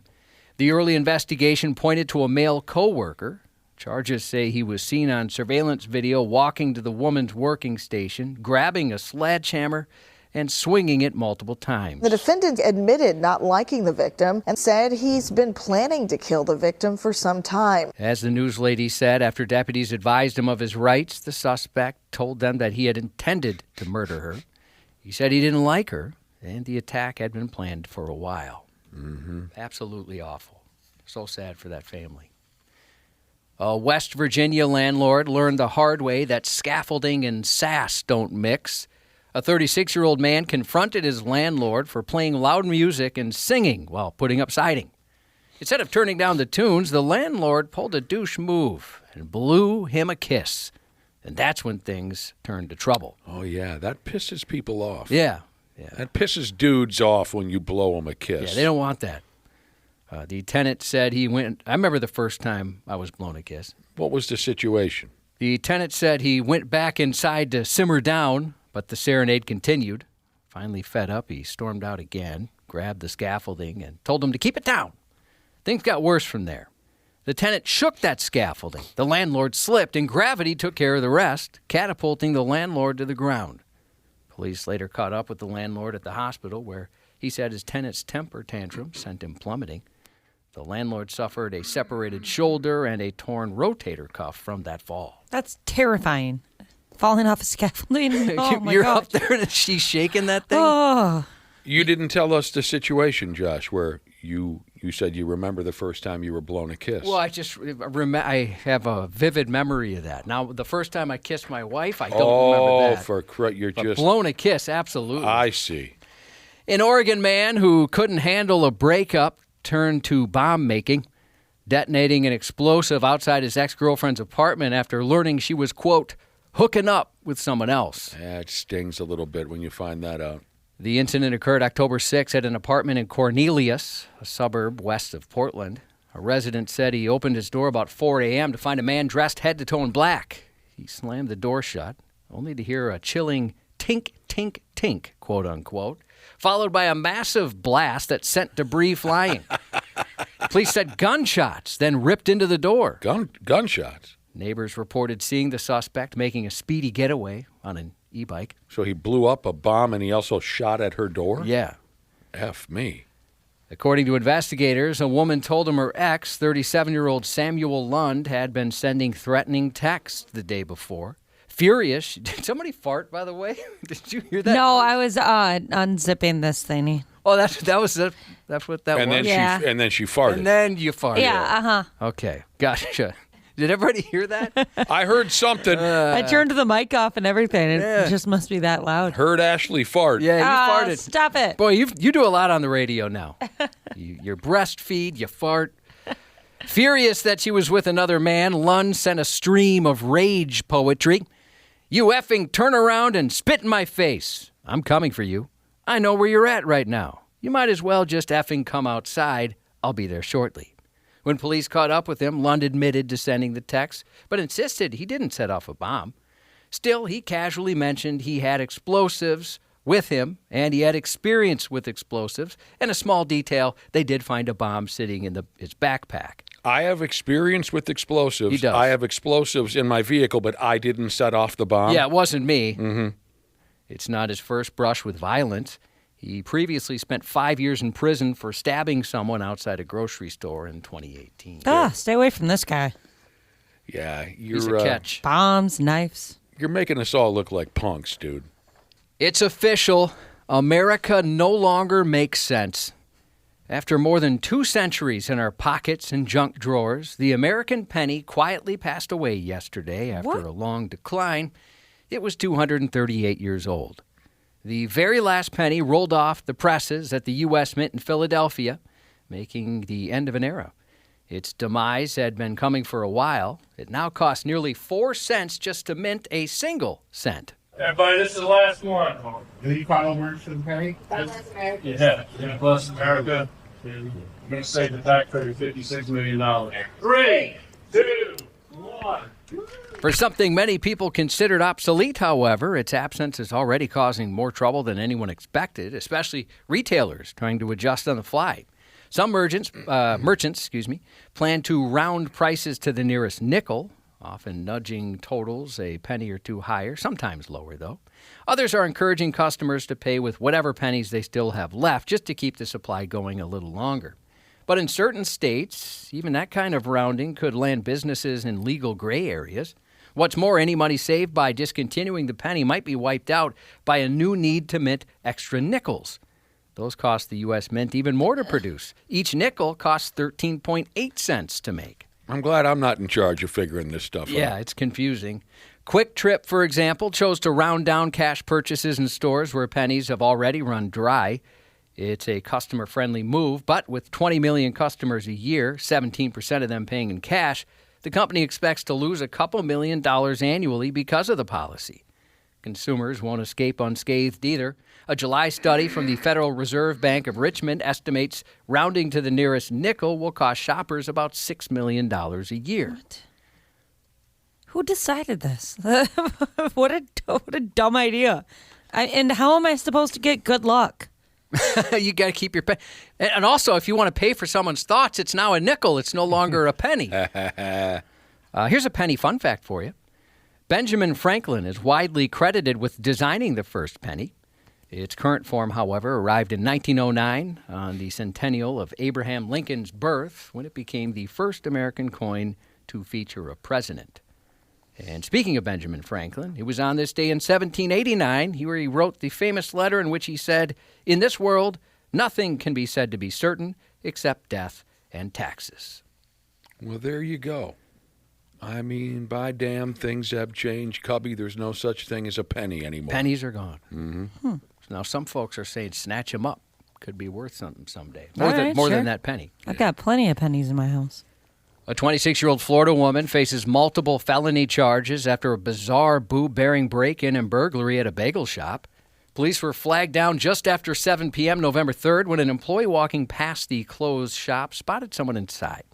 The owner went in to investigate, found the woman sipping orange juice in a store-branded jacket, entirely unfazed and very much underdressed. as in nude from the waist down, and giving herself a whore's bath, splashing water in the bathroom, insisting she, quote, just needed to take a shower. Officers detained her and said they found a glass pipe and burnt residue tucked into her shoe, along with a small baggie in her backpack. The baggie field tested positive for fentanyl. She admitted the drugs were hers, but not before trying to pass herself off as her sister, an identity change that lasted about 5 seconds, which for the record, ladies, is plenty of time, and fellas, nothing to be ashamed of. The incident didn't end with her arrest. Sitting in the back of a patrol car, she said she was cold. An officer... you don't have any pants on. Yeah, she's half naked. Yeah. An officer kindly cracked the rear window and shut off the air conditioning. She responded by slipping out of her handcuffs, wriggling through that window, and running away. What? She got out the window? She stuck out. And apparently it wasn't even all the way down. She must be slight of stature. Mm-hmm. Officers tracked her down moments later on the grounds of a nearby hospital, completely nude. How the hell do you slither your way out a half-opened... She's like a snake. ...squad car window? You have to be so small. Yeah, then she tore the clothes they put back on her off. Slither. A Michigan woman waiting in line with children at a kid's Foot Locker exploded after someone behind her called a broke bitch. This happened when her card was declined. Move out the way, broke bitch. Instead of taking the insult on the chin or, confronting the actual loudmouth, she channeled her fury into foolishness, stabbing a random teenager who just happened to be nearby. Well, what the hell? 19-year-old Sonia Jenkins witnessed the meltdown unfold in horrifying real time. The woman, fuming over the fiscal affront, pulled a knife from her purse and plunged it into Jenkins' neck, stomach, and thigh. God dang. All because the teen had the misfortune of existing within stabbing distance. I think it was unfair to get stabbed. I agree. Unfair. It was unfair. You shouldn't have been stabbed. What a weird choice of words. It's a kind way to put it. Yeah, I did nothing. This is unfair. To start, I was stabbed 4 times, and I have a punctured lung right now, Jenkins said, noting she didn't immediately even realize she'd been hurt. I did not see or even know I was stabbed until after the physical altercation. She remembered the woman shouting at people near the register before turning on her. As the argument spiraled, the suspect reached back into her purse, threatening to shoot, again, while her kids stood there witnessing their mother's meltdown. Yeah, she doesn't care what the kids see. Police say the suspect was taken into custody, but haven't shared more details. Jenkins is expected to make a full recovery. Over there at the Foot Locker. Kids' Foot Locker. You know what? Good for that woman that you get stabbed 4 times, and you're like, it's unfair. Right. Even the first stab was unfair. I'm just there to buy my kid his new pair of Rudy Goberts. You know what I mean? Does he have his own? Of course he's got his own. I have no idea. They all do. It's the A1s. That's what everybody Those wants. are popular. Yep. They come in every color known to man, too. Yeah, my son plays basketball. Everyone's got the A1s. I bet. Every kid. In a less violent footwear-related fiasco, a Washington man has taken porch pirating to new loafers. Doorbell camera footage caught the culprit tiptoeing through a neighborhood and swiping shoes straight off residents' doorsteps. Around 12:30 a.m. October 28th, deputies arrived to investigate and spotted a white sedan speeding off. They lost it briefly, but the getaway wrapped up in classic episode of Cops fashion when they later found the car nose down in a ditch, its 48-year-old driver and a woman emerging from nearby bushes while clutching a dog for some reason, which looked noticeably less frazzled than its humans. And they've got a dog. Deputies searched the man, already suspected of prowling earlier, and found someone else's ID connected to a string of vehicle break-ins reported that night. When they circled back, they discovered 3 cars burglarized with their doors left open. Inside the suspect's sedan, deputies recovered Lego sets, clothing still sporting security tags, and an electric assortment of other stolen goods that suggested a shopping spree of the 5-finger discount variety. The woman and the dog were released. But he stole a bunch of shoes? Off of doorsteps after doing a bunch of shoplifting. Lego sets, Dana. Yeah, I know. Kind of jealous. That's big money. That is. Did he somehow know that everyone in the neighborhood was getting new shoes? I don't know. Maybe just folks were leaving their outdoor shoes outdoors? I'm not sure. I don't know what was going on there. Well, that sucks. It's funny he had all that expensive merchandise, and the thing he got pinned for got caught for was stealing a pair of used shoes. Yeah. Maybe just quit while you're ahead, bud. Yeah, he thought he was above the law. Yep. Now on Netflix, The Beast in Me, a new limited series centering on a once successful author who stepped away from public life after the death of her young son and hasn't been able to write since. Her quiet world is shaken when a high-profile real estate mogul, also the prime suspect in his wife's disappearance, moves next door. The Beast in Me stars Claire Danes and Matthew Rhys. Tonight, Thursday Night Football, the Patriots will host the Jets. Gerard Butler is 56, Steve Zahn 58, and that's 93X News. Randy Shaver. On the Half-Assed Morning Show. Anthony Edwards is handing out the jerseys. That is one lucky kid to get that jersey, too. No doubt. Where is he sitting? If he's heading to a seat or heading out of the arena. He must have come down. He must have come to look at that. That is special. We're going to have a whole bunch of Anthony Edwards jersey presentations at the end of the season. Let me ask you something here, Cubby. Does that fall under the category of videos and or stories that cause Cubby to tear up? Definitely. Anthony Edwards, he's good for a lot of those. Hello, Randy Shaver. Good morning. Good morning. I mean, the one I think that got you, too, was the Lamar Jackson one from a few years ago. You would have to be made of stone if you've seen the video of, what's his name again? Lamar Jackson. If you've seen the video of Lamar Jackson from a few years ago, he makes a surprise visit to a huge fan of his, a chubby little kid. Yep, cute little kid. I don't know, 4 or 5 years old. I'm not older than that. I'm no good at estimating the ages of children. Lamar Jackson surprises this little kid, pays him a visit. I don't know if the kid was sick in a hospital or something like that. And when Lamar walks into the room, the kid springs out of his chair and gives Lamar this completely unexpected hug. And you could see Jackson was just absolutely thrilled and thrown at the same time. And he was so sweet to this kid. By this kid's affection for him. This should be a test to see if somebody has a heart. Because if you can't, I mean, you don't have to get emotional, and I'll admit I kind of choked up a little bit. But you have to feel something when you watch it. You have to feel something when you watch the Lamar Jackson video. If you don't, maybe you need to talk to someone. They should use that video when cross-examining serial killers. They should. Or whatever, to test to see if you're truly evil. I don't know. Is this a new thing for Edwards this year? It seems like every game now he hands his jersey out to somebody. Yeah, he's been doing this. But I don't know. And opposing fans, he's just such a nice guy. Do you know the video we're talking about, Randy, with A1? Yeah. No, I saw it, yeah. When they were playing Sacramento the other night. Yeah. And it was kind of funny how they mentioned with the kid, like, that kid had seats basically in a different stadium. Oh, yeah. He's going up forever. He wasn't in the cheap seats, but he was far from the Timberwolves bench. But somehow, Edwards... He noticed them. Maybe that was something they saw each other during pregame or Could something. have been. And maybe he just told him, come see me after the game or something like that, too. Yeah, yeah. The kid was very excited. His folks were very excited. Yep. See, I go the other way. I often root for the child to lose. Of course. Of course you do. You wanted him to fall down the stairs. I mean, one of my favorite... With the jersey in his hand. Yes. and then it suffocates him on the way down. No, a grown person gets the jersey, Randy Shaver. Oh, right. I don't want another child to get that jersey. I want a grown person who actually paid their way into the building should get that jersey. See, my favorite video, Josh, is from the WWF from the mid-'80s. Kid-related video, where the $1 Million Man, Ted DiBiase, walks into the ring with his bodyguard, Virgil. Oh, yeah.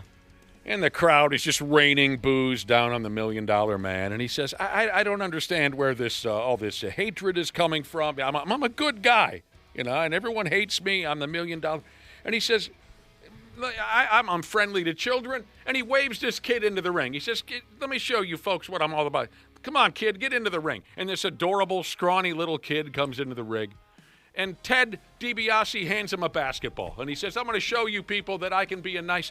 He says to this kid, if you can dribble this basketball 10 times, what do I care? I'm the $1 million man. I'll give you $100,000 if you can dribble that basketball 10 times. And the kid goes 1, 2, 3. He gets to 9, and DiBiase kicked the basketball out of his hands and said, get out of my ring. Is that from the files that make Nick tear up? That's the kind of stuff that makes me tear up, where the adult wins. It seems like we've got some really good athletes in town with big hearts. Justin Jefferson is kind of known for that.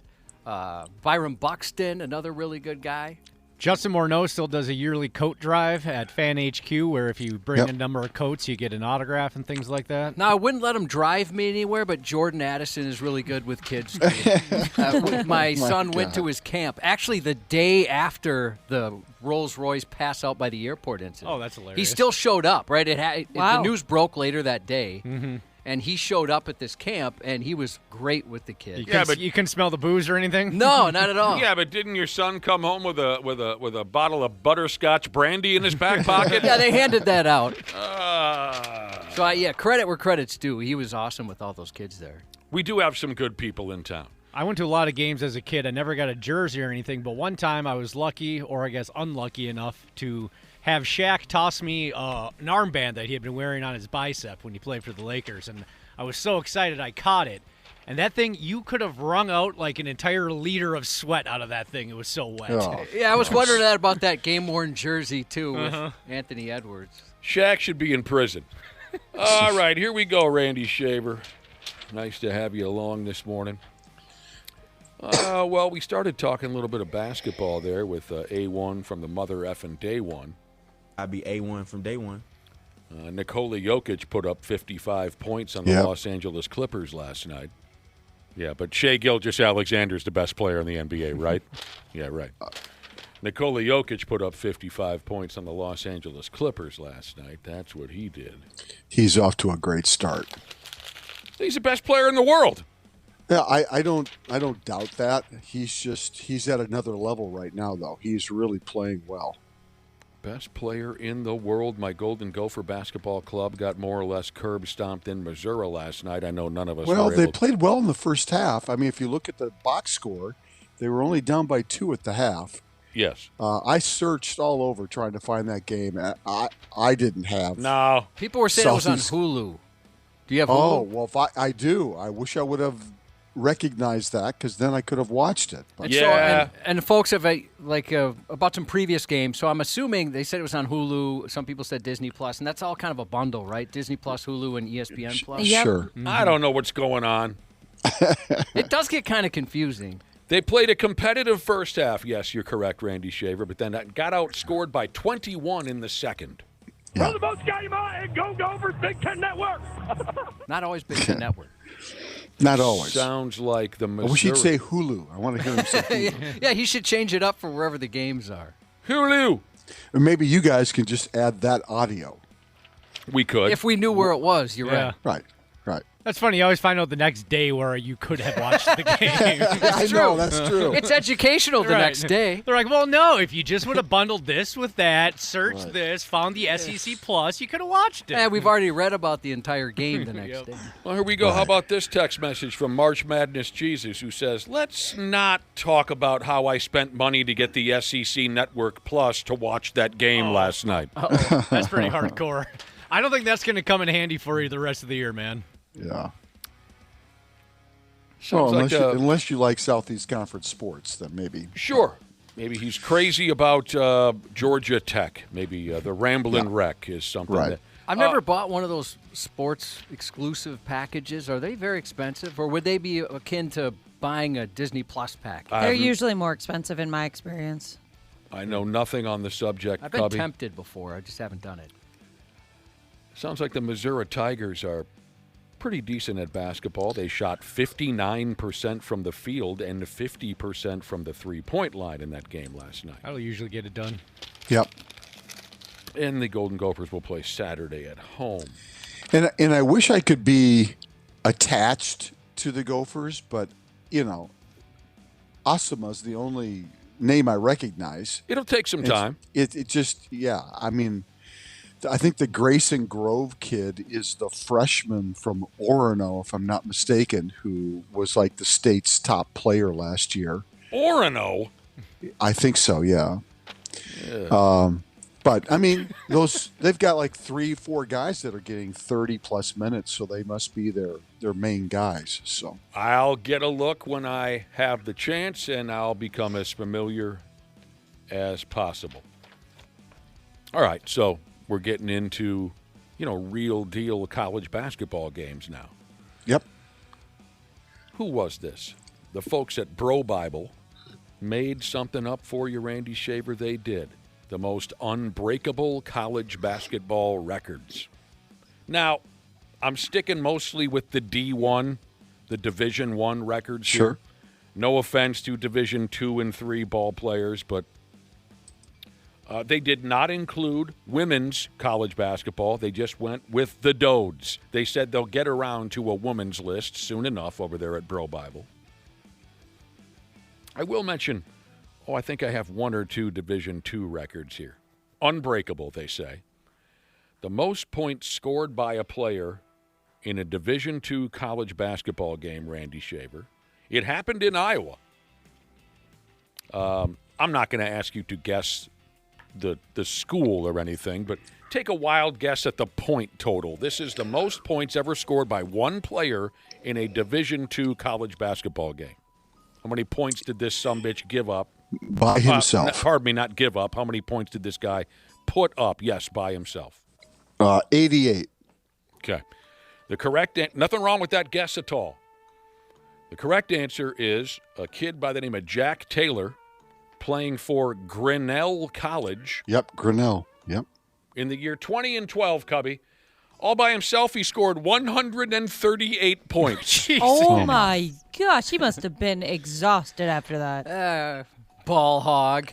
Well, that's pretty ridiculous. What was the final score of that game? Oh, the final score was 179 to 104. Wow. Well, it was somewhat competitive, Defensive I guess. showcase. Now, Grinnell, whoever they are, yep. On that evening, they were faced off against Faith Baptist Bible College. Oh, boy. So, I mean, that's why, I don't take the D2 stuff all that seriously. Let's see the statistics here. So this kid ended up with 138 points. He went 52 of 108 from the floor. He shot the basketball 108 times. That's exhausting. He went 27 of 71 from the three-point line. In 40 minutes. Right. Right. Shooter's going to shoot. That's wonderful. But the kid was playing against Faith Baptist Bible College. Let's not get carried away and compare him to. Which means almost literally you had 108 possessions in a 40-minute game. Yes. Which is 3 possessions a minute, which is crazy. Nobody else must have shot for his team. Right. Right. And they were just racing up and down the floor. Yes. Maybe Guinness was in the stands. I don't know. And they were trying this. Maybe this was all on purpose. I always played better when there was a cute girl that I had a crush on watching on one of our games. Maybe that was the case. There was a girl in the stands he had his eye on. Well, put a little extra effort on it. Uh-huh. My God. After 138 points, there better have been more than one girl in his bed that night. Now, another Division II record. Most points scored by one team in a game. Now, it was set by Troy. I should backtrack. At the time, they were known as Troy State, and they were Division II. Now they are simply Troy, and they are Division I. So this was 1992 when Troy State was a Division II school. Take a wild guess. This is the most points scored by one team in a game. 185. The correct answer is 258 points. Oh, for God's sake. And they won the game, Cubby. But let's see who they were playing. They were playing DeVry University. Wasn't that just something they showed an ad? It's like late-night television. Yeah. That rings a bell. When I used to be awake and watching television as a young person at 3 o'clock in the morning, I would see ads to sign up for DeVry University. The final score, Troy State 258, DeVry 14. Oh, come on. That's sad. That's just. That's mean. That is not even. That's not right. There should be like a run rule. Mean. Right. That is mean. All right, Division I, here are the unbreakable records according to Bro Bible. Most consecutive wins by a team. UCLA? Yes, they at one point won 88 games in a row. Yep. John Wooden. Most consecutive national championships, also owned by, go ahead. UCLA. UCLA won 7 titles in a row. Yes. That'll never happen again. No. Absolutely zero chance that ever happens again. Yeah. Most career points scored in the NCAA tournament. In the NCAA tournament. By one player? One player. Career points. Most career points. So you would have had to play a lot of tournament games. That's right. In order to have, so probably a 4-year starter, UCLA, I'm guessing. Not UCLA. Oh, okay. Well, it has to be someone that they were consistently in the tournament. Yes, consistently in the tournament. What did your friend say to that coach that one day, Dana? Oh, Coach Kreslezeski, are you referring to him? Yes. What did he say again? Hey, go for it. What did he say? So there was a practice for the 2002 NCAA tournament where it was an open practice. You could go and watch the guys. They were basically just doing a dunk contest. And we were surrounded by these hardcore Duke fans right by the gate where they kind of walked in and out of the Metrodome. And my buddy, just to be a smart-ass, Coach K is walking by, which it's pronounced Krzyzewski, by the way, if you don't know. Which makes no sense if you look at it. Right. And he goes, Coach Kreslezeski, I'm your biggest fan. And all these hardcore Duke fans who traveled from North Carolina are looking at him like an idiot. And actually recently remembered another part of that story. Shane Battier was one of their best players. Sure. Yep. And it's spelled Battier.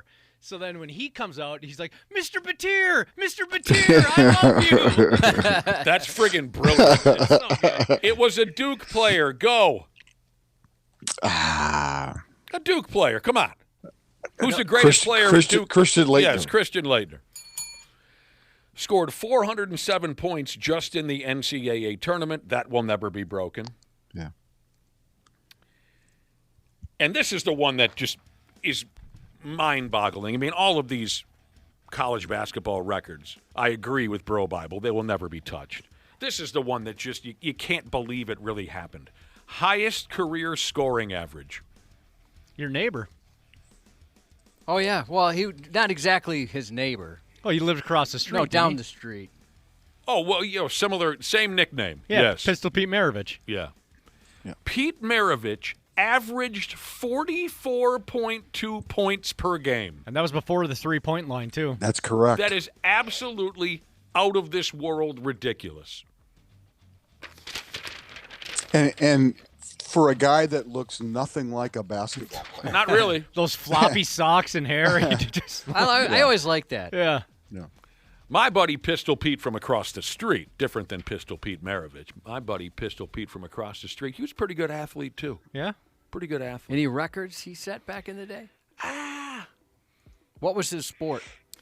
He played hockey. We played hockey together, and Pistol Pete was very sneaky on the ice. Very sneaky. Underrated as hell. But his best sport was probably soccer. He was a quick little bastard. So he was pretty agile with a soccer ball. Kicking that around. He could remember, I've told you before, when I watched Kyler Murrah, quarterback for the Arizona Cardinals, when I watched Kyler Murrah run, he runs exactly the way Pistol Pete from across the street used to run. Oh, yeah? They both got this kind of little, this like fast motion waddle. Yeah, he does run kind of funny. Kind of pigeon-toed and kind of a fast motion waddle. That's how both of those guys. A record that Pistol Pete might have set when we played hockey together in high school. He would do a lot of drinking before games. So maybe Pistol Pete's record would be most ounces of vomit spilled on or around the bench. Oh, God. He would get real drunk and high and then try to play hockey. And usually after his first shift, he'd go out there scooting around doing the Kyler Murrah, but with skates on his feet. After his first shift, he'd come back and blow and throw up all over the... then probably felt so much better. Yeah. And finished the game. Yeah, the puke and rally is what they call it. The puke and rally on the ice. That's fantastic. Vikings quarterback Carson Wentz lived through his shoulder surgery despite what the Vikings did to him. It was a long shot, but he kicked out at 2. Troubled Vikings head coach Calvin O'Connor said that J.J. McCarthy has a little bit of a cough, so that there's a chance that Wentz will get the start at quarterback against Chicago this summer. I do love when they release those press releases that say he underwent successful surgery. Just once I want there to be like, this time things didn't go so well. There were some issues. He feels terrible. Bad news. Yeah. He picked the wrong doctor, man. His shoulder is worse now than it was a few hours ago. Yeah, so O'Connor's been talking to Wentz about whether or not he could be ready by Sunday. That's not Stop. happening. No. Leave him alone. They just wheel him out in one of those Hannibal Lecter type things, you know. And JJ's got a hand bruise Yep. or something, they said? He was limited in practice yesterday. Oh, my God, he's got a hand bruise. My God. It's the Bears. Everybody will be playing. What does that mean? It's the Bears. They're playing the Bears. Everybody's going to be playing. It's a division game. Oh. All of this is just meaningless talk. But they're going to beat Chicago, right? I don't know about that. 3.5-point favorites. Chicago's a good team. Vikings are 3.5-point favorites at home. Gotcha. Well, yeah, they're pretty good at home. We've seen that. Or who we thought they were. That's why we took the damn field. Now, if you want to crown them, then crown their ass. But they are who we thought they were. And we let them off the hook. Oh, Denny. I remember seeing that live, and that was before you could go on YouTube and rewatch anything. And me and my friends just looked at each other and like, that was the greatest thing we've ever seen. I'm so glad we happened to watch this post-game press conference. That was the second greatest thing I've ever seen. The first was Jerry Burns. Oh, you were there for that? Oh, I was there. I was standing with my photographer in the back of the room, and I was like, holy cow, this is going to be so good. We've I can't got gold wait to here. get back. Yep. A hell of a game. For $23, if you can get more excitement than that, hell, you're in the wrong operation. It's a hell of a game. And let me say something. As long as I'm in this fucking job, Snelker will be the offensive coach. No fucking question about that. I don't like to name names after a fucking game, but we can't be responsible for the blocking. We can't be responsible for the fucking guys jumping offside. We can't be responsible for. We get down there and it was a dumb play by Anderson. I love Anderson, but it was a dumb fucking play when his shoe was coming off up the line scrimmage. We were hollering take time out. We had a fucking trap play called. His fucking shoe comes off. That ain't Bob Snelker's fault. We have another fucking trap play, and if Finney picks up his fucking feet, he walks in. We got the fucking pass to AC out there in the flat. There's a ball thrown in low. That isn't Snelker's fault. Did you win this game? I think we did, yeah. Anything else? Carlos, you've had a kicking problem in the past. No, we'll stir one up. We'll stir one up here before it's done. No, he did a sensational fucking job. Kicked 7 goddamn field goals. You can win a game many ways. DJ, I was happy when they kicked the goddamn ball to him. Yeah, last week on the Giants, Christ, he ran 65 yards. This time he fumbles the ball. What the hell can you do? You can't. All you do is you prepare as thoroughly as you can. The guys play their asses off. Any other questions? Jerry, your endorsement stem from all this stuff over in the guy feel like shit afterwards. Everybody booing the shit out of him. He works his ass off. And no smarter coordinator in football. They put his picture up there and the f***ers boo him. Any more questions? 1989. That last question by Royce was the best, though, because he put it in such a way that Jerry had to answer it, even though Jerry was so pissed off. It was just perfect. And, you know, if you're a younger person and you don't know what Jerry looked like, the audio's fun, no question. He looks like the audio. That's the way I would tell people. Now that you say that out loud, you're right. I mean, he sounds kind of like a raggedy old man, and Jerry always looked like a raggedy old man. Yeah. It's funny how you have some of these NFL coaches who slick them up. They slick themselves up. Like, look at O'Conrad. He always looks all clean and fresh. And, Yeah.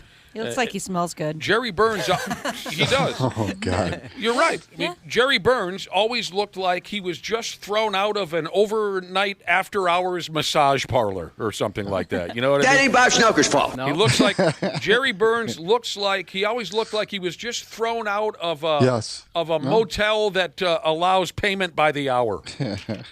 Just kind of ragged and tired. Did he get in any trouble for that?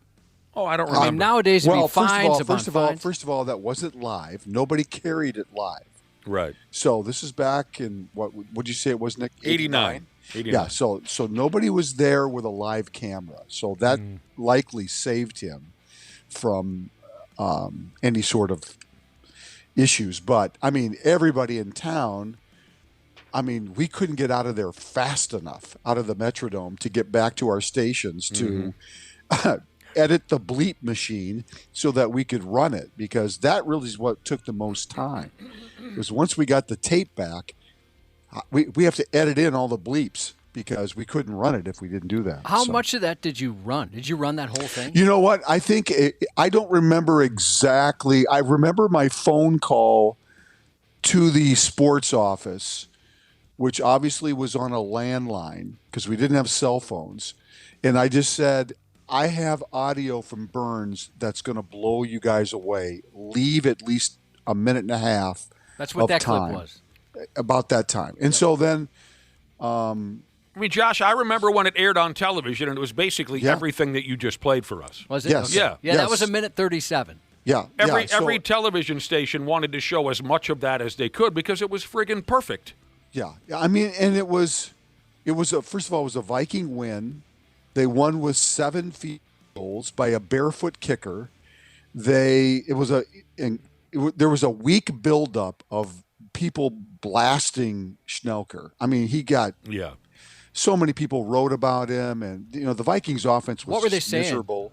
Well, they just he was just not an inept creative. idiot. They just called him a moron. The offense wasn't doing well, and of course, the game was kind of an example of that. They won the game, but all on field goals. They couldn't get a touchdown. And so it was kind of like the perfect storm of a lot of things there that day. Jerry had heard enough negative talk about his offensive coordinator. Like Randy said, this built up for weeks before he finally blew his friggin' lid. Well, I mean, that bit became so popular, Josh. I was a senior in high school. That audio and video became so popular. We had a variety show in high school, and the host of the show up on a stage in front of the whole school, that whole gimmick, the host of the show said, we have a special guest this morning, Vikings head coach Jerry Burns. And one of my classmates, a dude by the name of Kurt, who I haven't seen since high school, a wonderful guy. Kurt comes out with kind of a wrinkled old Vikings jacket on, and he's got his arms folded under his armpits looking all angry, and he came out and did a perfect imitation of what we just heard. Oh, that's awesome. And someone had a keyboard that hit a boop every time. You see what I'm saying? And they worked it out. It was brilliant. It was one of the best comedy bits I've ever seen. So, yeah, that bit was massive. If that thing would have happened today, that meltdown, it would have been on T-shirts everywhere the next morning. Oh, sure. Some of the quotes. Yeah, Soda Stick. Yeah, Soda Stick would have been something all brilliant. Over that. Yeah. Are you down or what, Randy Shaver? Jets, Patriots tonight. I'll pass. I think it's an easy Patriots win. I mean, here's your chance to watch Drake May. I'll say that. Okay. I mean, Drake May's had a great football season. He's got to be in the conversation for Player of the Year or whatever. He's just really having a really, really great season. So he's worth watching. Couldn't the sports universe have worked out just a little bit better where the Patriots just suck for a few more years for us? It's kind of annoying that they're good again already. Yeah. But they're good but Dana, they're good in a different way. I think they're kind of a fun team. Yeah, to watch. Vrabel's very likable. Yeah, I like him a lot. Hey, as long as Belichick and Brady are gone, I don't care what they do. Yeah, I know what you're saying, but I think they're good in a different way. All right, totally agree. Josh is using foul language over there. I was asking you some trivia questions a little earlier on college basketball. I'm not done yet. I'm going to test you this morning, Randy Shaver. All right. Not anything that I would expect you to know off the top of your head. but just more of a guess. What is the most common final score in NFL history? The most common final score. In NFL history? In NFL history. It's happened 298 times in NFL history, most recently this year on September 14th. I don't have the teams in front of me, and it doesn't really matter. What's the most common final score? 20-17. Oh! That's awesome. Good You job, just Dick. won $100,000 20-17 and a trip to the big game. Hey! No, I didn't. You guys are No, you messing didn't with win me. anything. You didn't win anything. Okay. Yeah, you can't win. But you're correct. You're ineligible. That's correct? Yes. Oh, God. Yes. I just guessed at it. The most common final score is 20-17. The reason it comes up, this past Sunday, the Houston Texans defeated the Jacksonville Jaguars 36-29. There had never before been a 36-29 final score in NFL history. Scorigami. Really? That's right. That's okay. Crazy. Josh, you like the way this British announcer came off calling a football game? I don't know why I find that fun. Yeah. What we have here. The video makes it better, just because to me, the way he looks doesn't match his voice. Kind of looks like a nerd. And does it kind of seem like they're just sitting in like where all the fans are? I think they were sitting with. That's what it looked like. I didn't realize this. There was a football game last weekend in Berlin? Yes, Sunday morning. And it was the Colts and the Falcons. Argonauts and the Falcons and the Raiders. Yep. Anyway, a British announcer by the name of Will Gavin called a Jonathan Taylor touchdown run. Jonathan Taylor, running back for the Colts. Mm-hmm. And He had 3 of them that day. This was a very dramatic. It looked like he was going to be tackled, and he went 70 yards or whatever. People are saying this was the call of the year. This guy's name is Will Gavin. He's a British football announcer. Under centre now, Daniel Jones has Pittman going in motion, has Jonathan Taylor in the backfield, gives it to Taylor up the middle, gets the yardage needed for the first down, maybe a yard more. He's past the outside, they haven't brought him down, out to 30, 35, 40, 45, 50. Taylor can go all the way here. He's got 2 blockers. He's going to go all the way. 10, 5, touchdown, Colts! Jonathan Taylor. Unbelievable.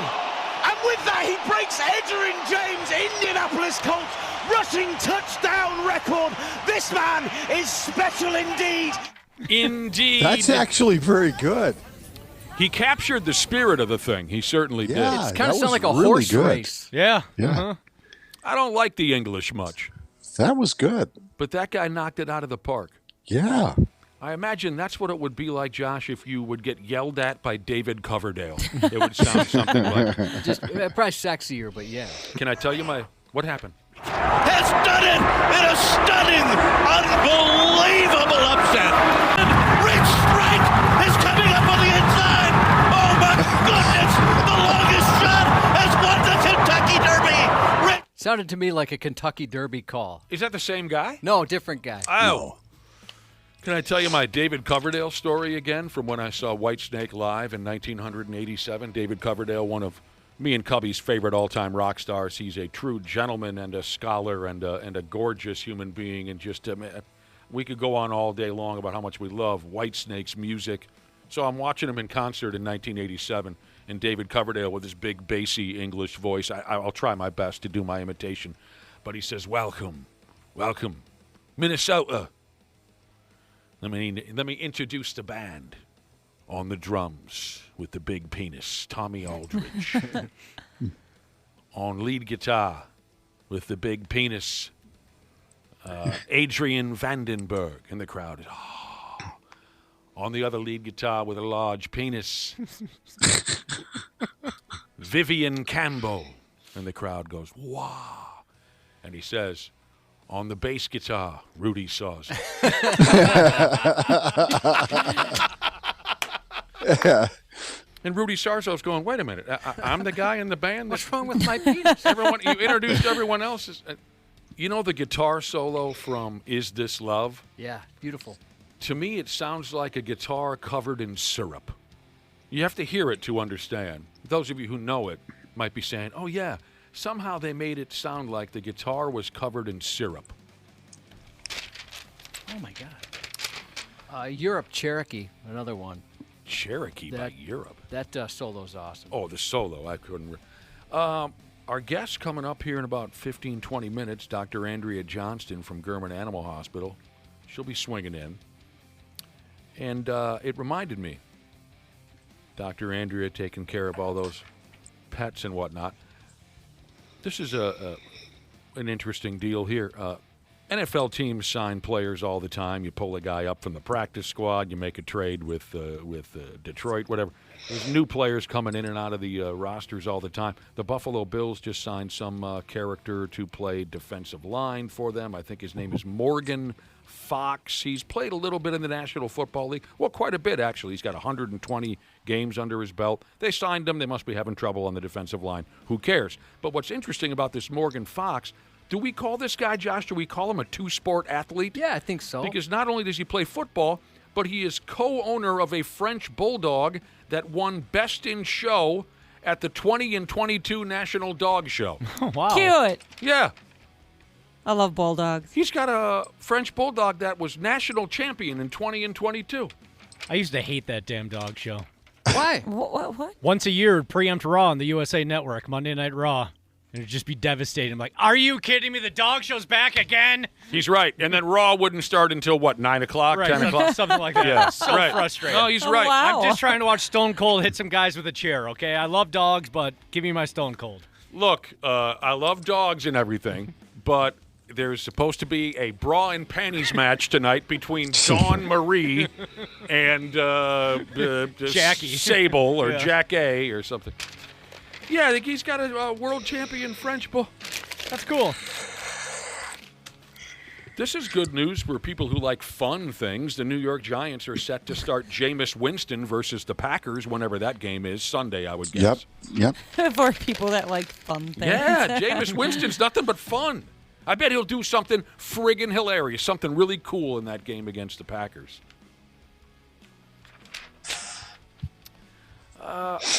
I know we haven't covered much of Major League Baseball's postseason awards and this and that. I got to admit, I just really didn't care. But the Cy Young Award is different. Yep.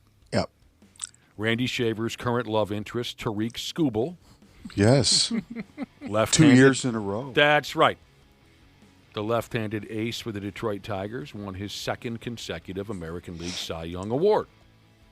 And now the discussion is, will the Tigers trade him in the offseason? Well, why in God's name would they do that? Well, number one, he's up for a big contract, and the conversation is, can they afford him? Can they sign him to an extension? Christ. And if they don't think they can sign him to an extension because he's due for one after this coming season, they might decide to trade him in this offseason, which would be monumental if they were to trade him. Yeah, that would be monumental. On the National League side of things, Paul Skeens won his first Cy Young. Last year he was Rookie of the Year, and now he wins the National League Cy Young. So here are a couple more trivia questions, Randy Shaver. Mm-hmm. Paul Skeens became only the fifth pitcher to win a Cy Young in his first or second season. Can you name any other big league pitchers who won the Cy Young in their first or second season? I can give you the year. I can tell you Fernando Valenzuela for sure. That's right, 1981, Fernando Valenzuela. How about 1984? Kansas City.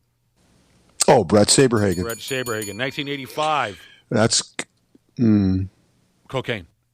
Crack rocks. Dwight Gooden. Yeah. Dwight Gooden. And 2008, marijuana is your hint. Long hair and marijuana. Tim Lincecum. There you go. Long hair gave it away. The kid from Dazed and Confused made good. He was, and he talked about a guy who did not look like a baseball pitcher. That's Tim Lincecum. Yeah. He looked like a skateboarder. Yes, he did. Surfer, skateboarder. Yeah. Nipple ring wearer. Yeah, exactly. Skubal is one of 5 Detroit pitchers to win the Cy Young. Oh, that's interesting. Can you name the others? The other Detroit pitchers. Well, Denny McLain for sure, because that's back when I was growing up. Denny McLain won the Cy Young in 1900. He won 30 games in a season, which that will never happen again. 68 and 69, Denny McLain. Yes, continue. Verlander had to have won it. 2011. And then 2013. Scherzer for the Tigers. You're missing one. He was a relief pitcher, 1984. The Twins beat him in 87. Oh, Willie Hernandez. How about for the Pirates? Only 2 other Pirates have won the Cy Young before Skeens just did. One of them's from 1960. I don't expect you to remember. Vern Law. Oh, Vern Law. Yes. That's such a good name. The other Pirate to win the Cy Young is one of my favorite all-time pitchers. He was handed the award in 1990. This guy had gray hair when he was 20. Probably Drabek. Doug Drabek. Yeah. I loved watching that sumbitch. Big old yeah, he was a big guy. Big mustache on his face. Flippin' Doug Drabek. Okay, remember a couple weeks ago, maybe more, maybe a couple months ago, Byron Buxton, and I'm not mad at the guy or anything, I want to make that very clear. Byron Buxton made some kind of statement about how I'm forever a Twin, I love it here. Yeah. I'll be here till the day that I die. Yeah. Well, then yesterday I read a Major League source has said that Buxton wants to play for a winner now and may reconsider his stance for certain ball clubs if the Twins continue breaking up their roster. For example, if the Twins trade Joe Ryan or Pablo Lopez, that could change his mind. Yeah. I don't blame the guy. I don't blame him either. Nobody would. And honestly, the clock is ticking on his career. Mm-hmm. He's probably got 3 really good years left, maybe. So I don't think Twins fans would blame him if he either asked for a trade or told the Twins, if you can find a good deal, but here's my list of teams or whatever. Right. Yeah. If they can't blame him. No, if they send Ryan and Pablo Lopez off for some minor league schlubs whatnot, no, Byron Buxton, the Twins should pay for his cab ride out of town if they have any spare money. And didn't he make that statement about wanting to be a Twin for life before the sell-off and all that? He did. I thought it was before that. I thought it was after, but I don't really remember. I don't think so. I think it was before because there was a little bit of a discussion that he might be a part of a trade deal. And I think he said, "I don't want to leave." I think he said at the All-Star break. I don't want to leave. So, Josh, if they do trade those guys, if you're running from the law, Target Field might be the safest place for you next year. Yeah, nobody there. Well, yes and no, because then there's only going to be a few people there. If you're so running trying from to the law, find you might want to find a big crowd. That's true too. Yeah. Josh, have you ever heard of Justin Verlander being called the nickname Justin Spermlander? Because a listener did so on our text machine this morning. Oh, God. I love that. That is so appropriate if you get the reference. That's awesome. Yes. If you saw the pictures. That's one session and one guy. He made a terrible mess. Unapologetic. And it seemed like everybody was really cool with it. I think he just took a picture of it and walked out of the room. I would. My job is done here. I need to see this. He threw a no-wake buoy on it. It's dirty, Ashley. You don't need this. Don't dial that up at work. This is my personal computer. It's all right. My personal stuff, she says. She's already Googled 10 worst things already today. Yeah, right. Have you ever been painting and knocked over a gallon of paint? Yeah, that sucks. That's about what we're looking at there, Ashley. That's not even possible. Are you looking at it right now? No, I'm just saying that can't be possible. I don't know. It's terrible, Randy. Hey, with Kate Upton as your canvas, isn't that? Oh, yes. Thanks, Randy. You bet. The 93X Half-Assed Morning Show. All right, all you procrastinators, enough is enough. It's November and the you-know-what is about to hit the fan. Time to hit up my friends at Standard Heating and Air Conditioning to get that furnace cranked on and get it winter ready. Dana here. November's also the final tune-up deal of the year at Standard. You can get $20 off your furnace fix when you make an appointment and mention 93X. Yeah, I know we're all hardy Minnesotans around here, and you're probably saving up to buy me a sweet, sweet Christmas gift, but don't roll the dice on your furnace. Time to prep and protect. Book that tune-up today at standardheating.com. That's standardheating.com. Family Matters amplifies the loudest and the proudest political voices in the Black community today. What's up, guys? I'm CJ Pearson. There's so many incredible perspectives here in the Black community that you're going to hear from each and every week. Because faith matters, country matters, and family matters. This is exactly what the mainstream media was missing by not actually going to Black churches, going to Black barbershops, talking to the people at the forefront of this change in the community. Let me start here. Family Matters with CJ Pearson. Each and every week. We'll see you here. Talk to you soon. Follow and listen on your favorite platform. It's Dr. Andrea. Here to save you about $5,000 and answer your pet questions.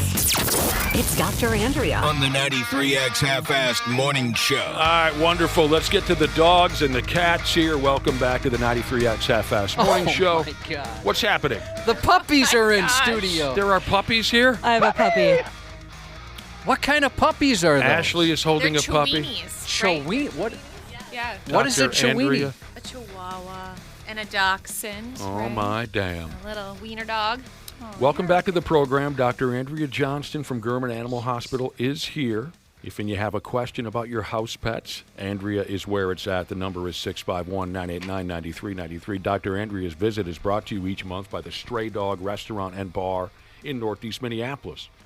And just for you, our wonderful listeners, they're offering up an additional 20% off all online orders with special promo code 93X. So go to the Stray Dog Northeast website, order yourself something to eat, type in that promo code 93X, and you get 20% off. Welcome back, Dr. Andrea. Thank you. Good morning. And we got to get around to where you're getting these puppies from. We don't have a microphone set up yet, do we, for our next guest? You can run over here. Well, maybe we have to wait. Yeah, we might have to get her set up in a second. We might have to wait. But Dr. Andrea and Ashley are both holding little Chowini. Is that how I say it? Chowini? I stole the one from Dr. Andrea here. Oh, you have a puppy too? Yeah. Well, everyone's holding a puppy. We'll get to where these puppies came from in just a few minutes. We will. They're adorable little characters. They are cute. My damn, look at the one in your hands there, Josh. Yeah. Look at the look on his face. I'm guessing, is this a lady?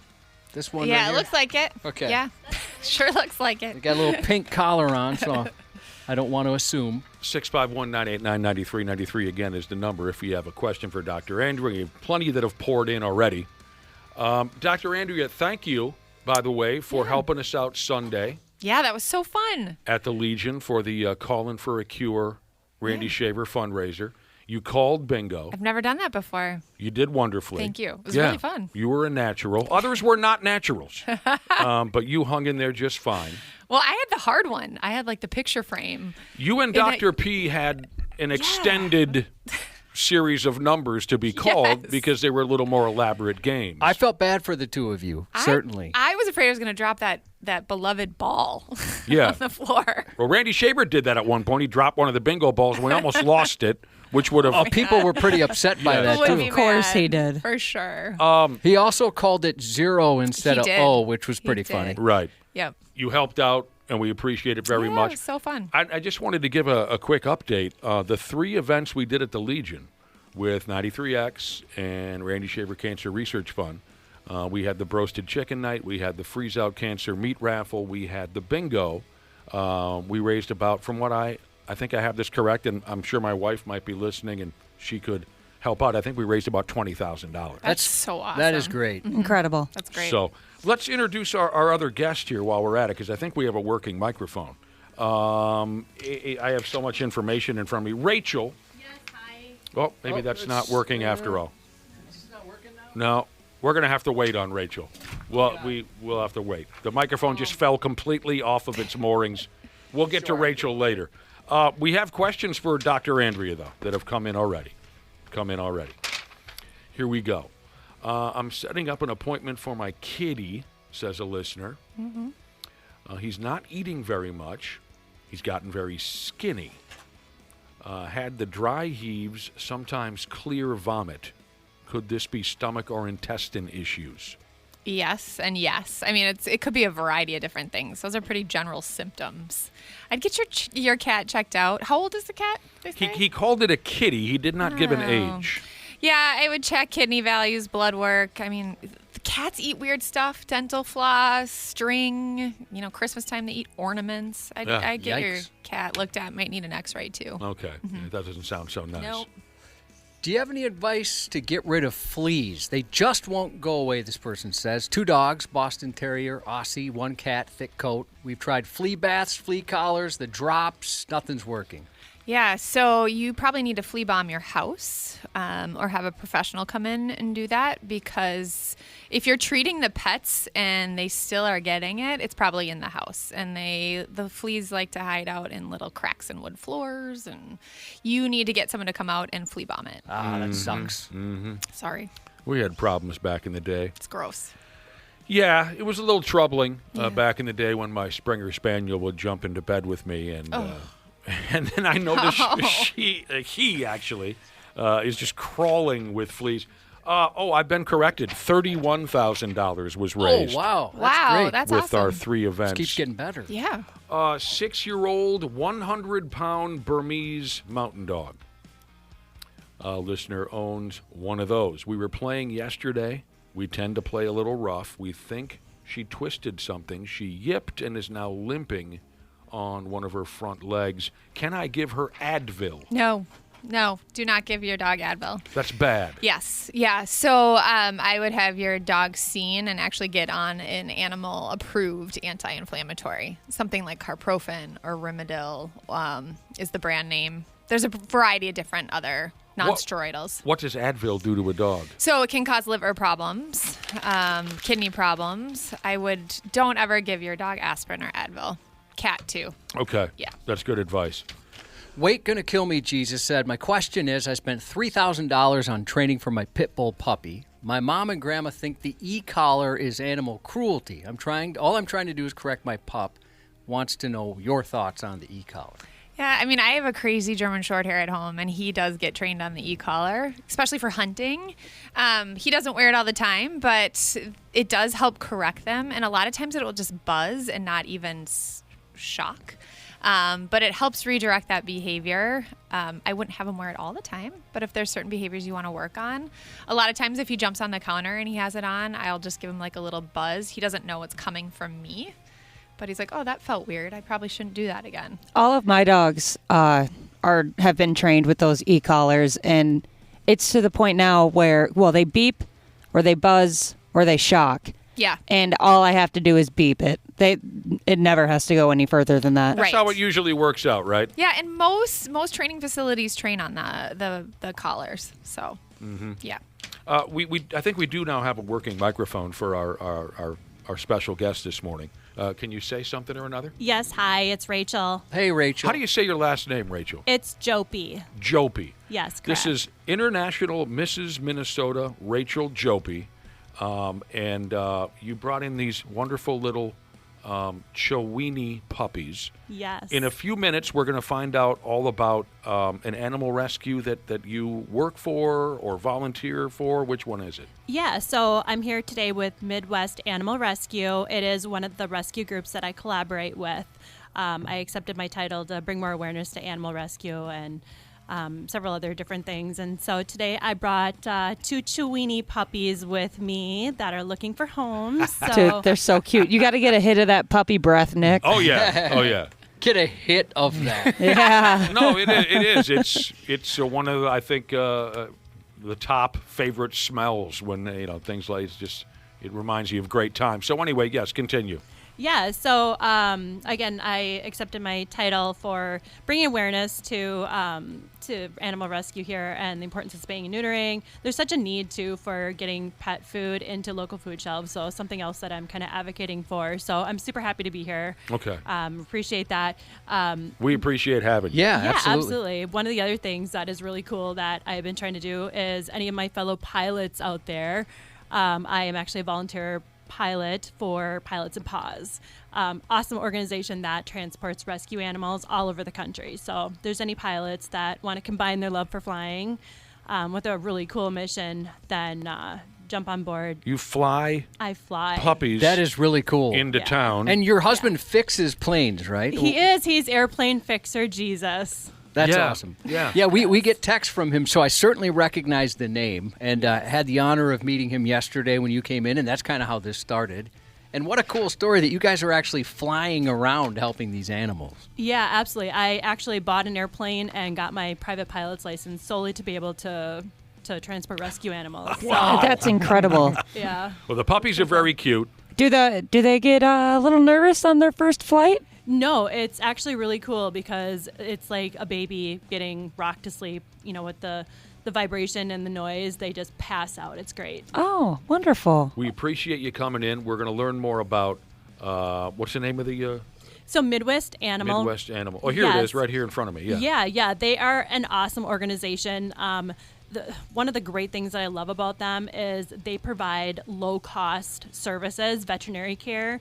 So that's one of the things I really am trying to drive home is there's resources out there for vet care for people that can't afford, just their local clinic. So Midwest has a variety of different services that they offer, really low cost, from vaccinations, spays, neuters, nail trims, all different types of things. So great organization. Well, I can tell you your appearances work because yesterday you showed up, like I mentioned, and one of our favorite coworkers, favorite people in the building, she's going to be picking up a dog today. Yes. You brought Glenda. Is that one of the ones you brought yesterday? Yes, and yes, Natalie, your promotions coordinator, has adopted Glenda. Of course she did. She texted me this morning saying she just can't wait to pick up Glenda. It happened that fast. Yes, and of course I brought her in a welcome outfit. Natalie loves pink fufu, so she's going to be going home today in her pink fufu. Oh, is Glenda here? Glenda is here. Oh, that's Glenda. Oh, that's Glenda. Look at Glenda. She's awesome. I can see the We'll have to get attraction. some pictures of these puppies up on our website before it's all said and done. Absolutely. Dr. Andrea, Yeah. a question here from a listener. My male miniature dachshund, 1 year old, will only hump me and not my girlfriend. Why does he pick on me? It's behavioral. That is all behavioral. It's just trying to establish dominance. Yeah. Trying to get in between the two. Sorry, buddy. Yeah, I know. I wouldn't promote it, but yeah. This person says, my son is a rescue boxer mix, 9 years old, will be 10 in February. Not eating or drinking, very wobbly. Been to the vet twice, blood work normal, x-rays showed nothing. Heck of a vet bill with no answers. What should we try next? Oof. That doesn't sound good. I worry if it's showing neurologic symptoms, you might need to consider referral to neurologists. I know that's added expense, but you worry that there's something going on in the head. Yeah, it could be anything from infectious to boxers, unfortunately, are kind of a cancer factory. So you worry about that a little bit, too, at 9 years of age. Any expert advice on dog joint supplements? Yeah, I really like a product called Dasequin with eggshell membrane. It is glucosamine chondroitin. So you can buy glucosamine chondroitin. You said that like I would understand what that means. Right. Yeah. Glucosamine chondroitin is, people take it. It's just a joint supplement to help with keeping the joints nice and lubricated, as well as a natural anti-inflammatory. Is it similar to fish oil pills? No, different type of mechanism. Okay. But fish oil is good too, omega-3s. But Dasequin is a really good glucosamine chondroitin product for dogs, and Cosequin is a good product for cats. Okay. Is fish oil for coats mostly? It can help with allergies. It can help with joint pain. I can do a lot of stuff. Yeah, it's awesome. Oh, the burps, though. Oh, it's so bad. You know, if they get too much, you smell it on their skin. Yeah, it can get kind of gross. Yes. We just got done covering how wonderful puppy breath is. When your dog starts to reek like fish oil pills, that's a tough... No. I've experienced that in people, too. Pretty Tough nasty. go. Yeah. Yuck. Book collector Jesus said their 13-year-old cat developed a small lump near her front right armpit. Last month and a half, it's gotten bigger. Now it's about the size of a golf ball. Ooh. Soft and spongy. She has an appointment today, but what should we expect? Yeah, so there's lymph nodes that sit in that area. I'd worry about a lymph node. It could be a lipoma or a fatty lump, but typically dogs get those, not cats. But they will probably poke it with a needle and put that needle on the slide and look under the microscope to see if you can see any cells. Or they might recommend sedating and biopsying it. Speaking of cats, I got a cute story I think this crowd might appreciate. A friend of mine recently came across an abandoned kitty, picked it up and brought it home. Her live-in boyfriend said, absolutely not. I don't want a cat in this house. No, thank you. And she said, well, how about we compromise? I'll let you name the cat, and then we keep it. And he thought for a while, and now she has a cat named the Iron Sheik. And they kept it. Yep. Friggin', that is top notch. Is the Iron Sheik the guy that would spit on America? Oh, yeah. He was one of them. I wonder if the cat feels the same way. But then maybe. But then he had that brilliant Twitter run, did he not? Yeah. That was the Iron Sheik. He had some funny stuff. Speaking of kitties, abandoned kitties, you said? Yep. Here's a listener. Found 4 sewer kittens. 4 abandoned kittens in the sewer. My goodness. That's awful. Yeah. About 6 weeks old. Brought them in to see the vet. One of them had a pretty bad upper respiratory issue. The question is, what should we know about fostering them? Yeah, I mean, at 6 weeks, you should start to be able to get them off of like kitten supplementation. They can start eating regular kitty food. But they're going to need a lot of socialization and a lot of handling, considering that window of socialization is so narrow, and who knows what their exposure was to that. Because they can end up being pretty feral or nasty, so make sure that you're getting them handled by people. Check them for parasites, obviously FELV, FIV, which is infectious that they can get from their mother or being strays. And then certainly make sure they're getting vaccinated. They were living in the sewer. Like the Ninja Cats Turtles. are so insanely amazing, though. Well, I mean, they can find small areas to live in for a long time and come out like nothing ever happened. Maybe they missed the sewer. Yeah. Maybe there's something to it. Walleye Slayer Jesus said, Dr. Andrea, have you seen a lot of SARS cases, S-A-R-D-S? Yes, I have. Okay, because she said my dog developed it years ago, has since passed. Now I've worked in the vet med field for 3 to 4 years, and I've never seen a patient come in for that. No, I do see it. So it stands for sudden acquired retinal degeneration. So what happens is they acutely go blind. A lot of times it's affiliated with Cushing's disease, where they're actually producing too much internal steroid. But a lot of time, and then sometimes it can be autoimmune, but a lot of times we don't know what causes it, and they're just acutely blind. Well, that sounds like It a real. is, it is, Can this but they be like learn how any to- age or? Yeah. Really? Typically it's middle-aged to older dogs. Well, But they like- learn to compensate. Yeah, like you've said before, they're so resilient. Yes. I grew up with a gal that had a, what was it, a golden retriever with no eyes. That's insane. Really? It had no eyes? No eyes. The eyes Injury? I thought it was cancer. Oh. It was a long time ago, but both eyes were sewn shut. Yeah.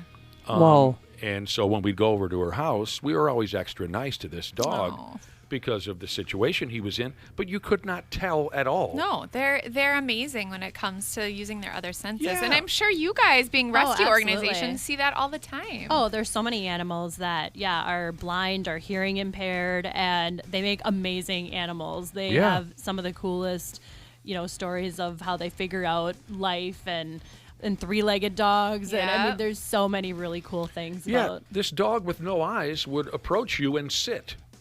And the way, for a lack of a better term, the way he learned to do that was by smell and by the vibration of the floor. When we'd walk on the floor, he could tell where we were going and where we were coming from, and he'd walk right up in front of you and sit as if he could see you. That's impressive. That is cool. And they have amazing memories, too. Like, they kind of remember where their layout is. Oh, and yeah. They know. It's just crazy. I never saw him bump into a wall. No. He knew the friggin' layout. I just want to mention real quick, Dr. Andrea, the dog you're holding has fallen in love with you clearly. I've been kind of watching how you pet the dog. You're an expert. Yeah. Like you're giving a puppy massage. We handle many dogs a day. I would think this so. This one is super cute. It's Dr. Andrea on the 93X Half-Assed Morning Show. Yeah, we got a double shot of love for the pets today on the program. Our regular vet friend, Dr. Andrea Johnston, is in studio, and we still have time for a few more questions for Dr. Andrea, but also international Mrs. Minnesota Rachel Jupy Jopie, can you turn your microphone on? There we go.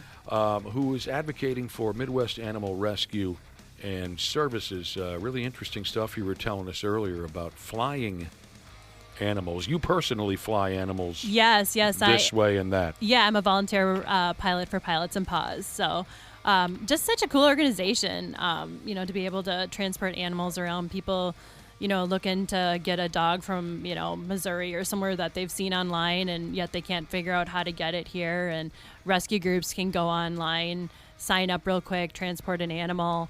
It's really hands-off for the rescue groups. For people that are adopting, the pilots really do all the work and just coordinate the legs. And What's the most amount of pets you've had on an airplane while you are steering the vehicle? Well, I personally own a very small airplane, so puppies. But you probably put a lot of puppies yeah, on I was that gonna say airplane. puppies. You can put like 20 or 30 because they're crated. Oh, wow. But like a big Bernese mountain dog that I've had in the back, you're kind of limited in space. But I brought a buddy with me here today, Steve, who does amazing work as well, and he's got a little bit bigger airplane, and I don't even know how many animals he's jammed in the airplane. But the big thing is weight. You got to be careful with how much weight you're going to put in an airplane. Did I just hear yeah, I heard it sounded like somebody was whining. Did Is a that puppy Ashley? just whine, or is Ashley complaining over there or something? I'm whining because I'm in the other studio momentarily. Yeah. I'll be back. I know. I feel bad that you're over there. You're we should switch spots, actually. I feel like I need to just hand over this puppy to her. Yeah. Rachel brought in 3 Chiweenies for us to handle this morning, and they're adorable. And we have more information before we go. But how about a couple more questions for Dr. Andrea? Oh, that puppy that you are holding cute. is very cute. A Pomeranian mix who has started coughing and making a honking sound when he gets excited. I love it. They make that noise. Is this a problem? The direct question here is he experiencing a collapsed trachea? Yes, correct. Oh, that is what it is. Yes, Wow. yeah, ding ding. So the smaller the breed, the more susceptible they are to their trachea collapsing as they get older. So the rings of the trachea, it's like this ringed organ that is made of cartilage. So as they get older, that cartilage weakens and it collapses when they get excited. So a few things you can do at home: weight management. Make sure your Pomeranian is ideal weight, or maybe even a little bit under. And don't use a collar. So use a harness, because the more you pull on the neck, the more that trachea will collapse. But they do it when they get excited or when they're sleeping at night and they stand up. You'll hear them kind of hack and It sounds like it's when you hear that, it sounds worse than the way you're describing. So it's not. Yeah, I mean, I had a 12-year-old Yorkie that lost half of its body weight and it stopped coughing. So weight is a huge factor in it. Wow. I've only seen one surgery where they go in and put like a little stent in there to keep it open, but they typically fail. Those surgeries aren't very successful. Okay. Yeah. What should we expect if our cat is developing diabetes? The cat's 5. That's from Cornhall and Jesus. Oh, no. At 5. Make sure you put your cat on a diabetic diet. So it's kind of like the Atkins diet, high in protein, low in carbs. But there's prescription diabetic food. And then you could start your cat on glargine, which is an insulin. And actually, at that young of an age, a lot of them, like 96% of them, go into remission after 6 months if you can get that cat to lose weight. Oh, okay. Well, yeah, that's so good they news. can actually do pretty well. Yeah. Here's a listener whose daughter is considering becoming a veterinarian. Oh, wow. And he says, is the schooling really hard? I've heard it's crazy hard. I would hope it's difficult. And I've heard people say it's tougher than becoming a doctor. Well, there's just less Like a people veterinary doctor. schools than medical schools, and the class sizes are smaller. But it's not a walk in the park. No. By the way, I saw your alma mater play football on television last night for a little. Miami of Ohio. Miami of Ohio, how'd they do? I just watched a few minutes. I don't know.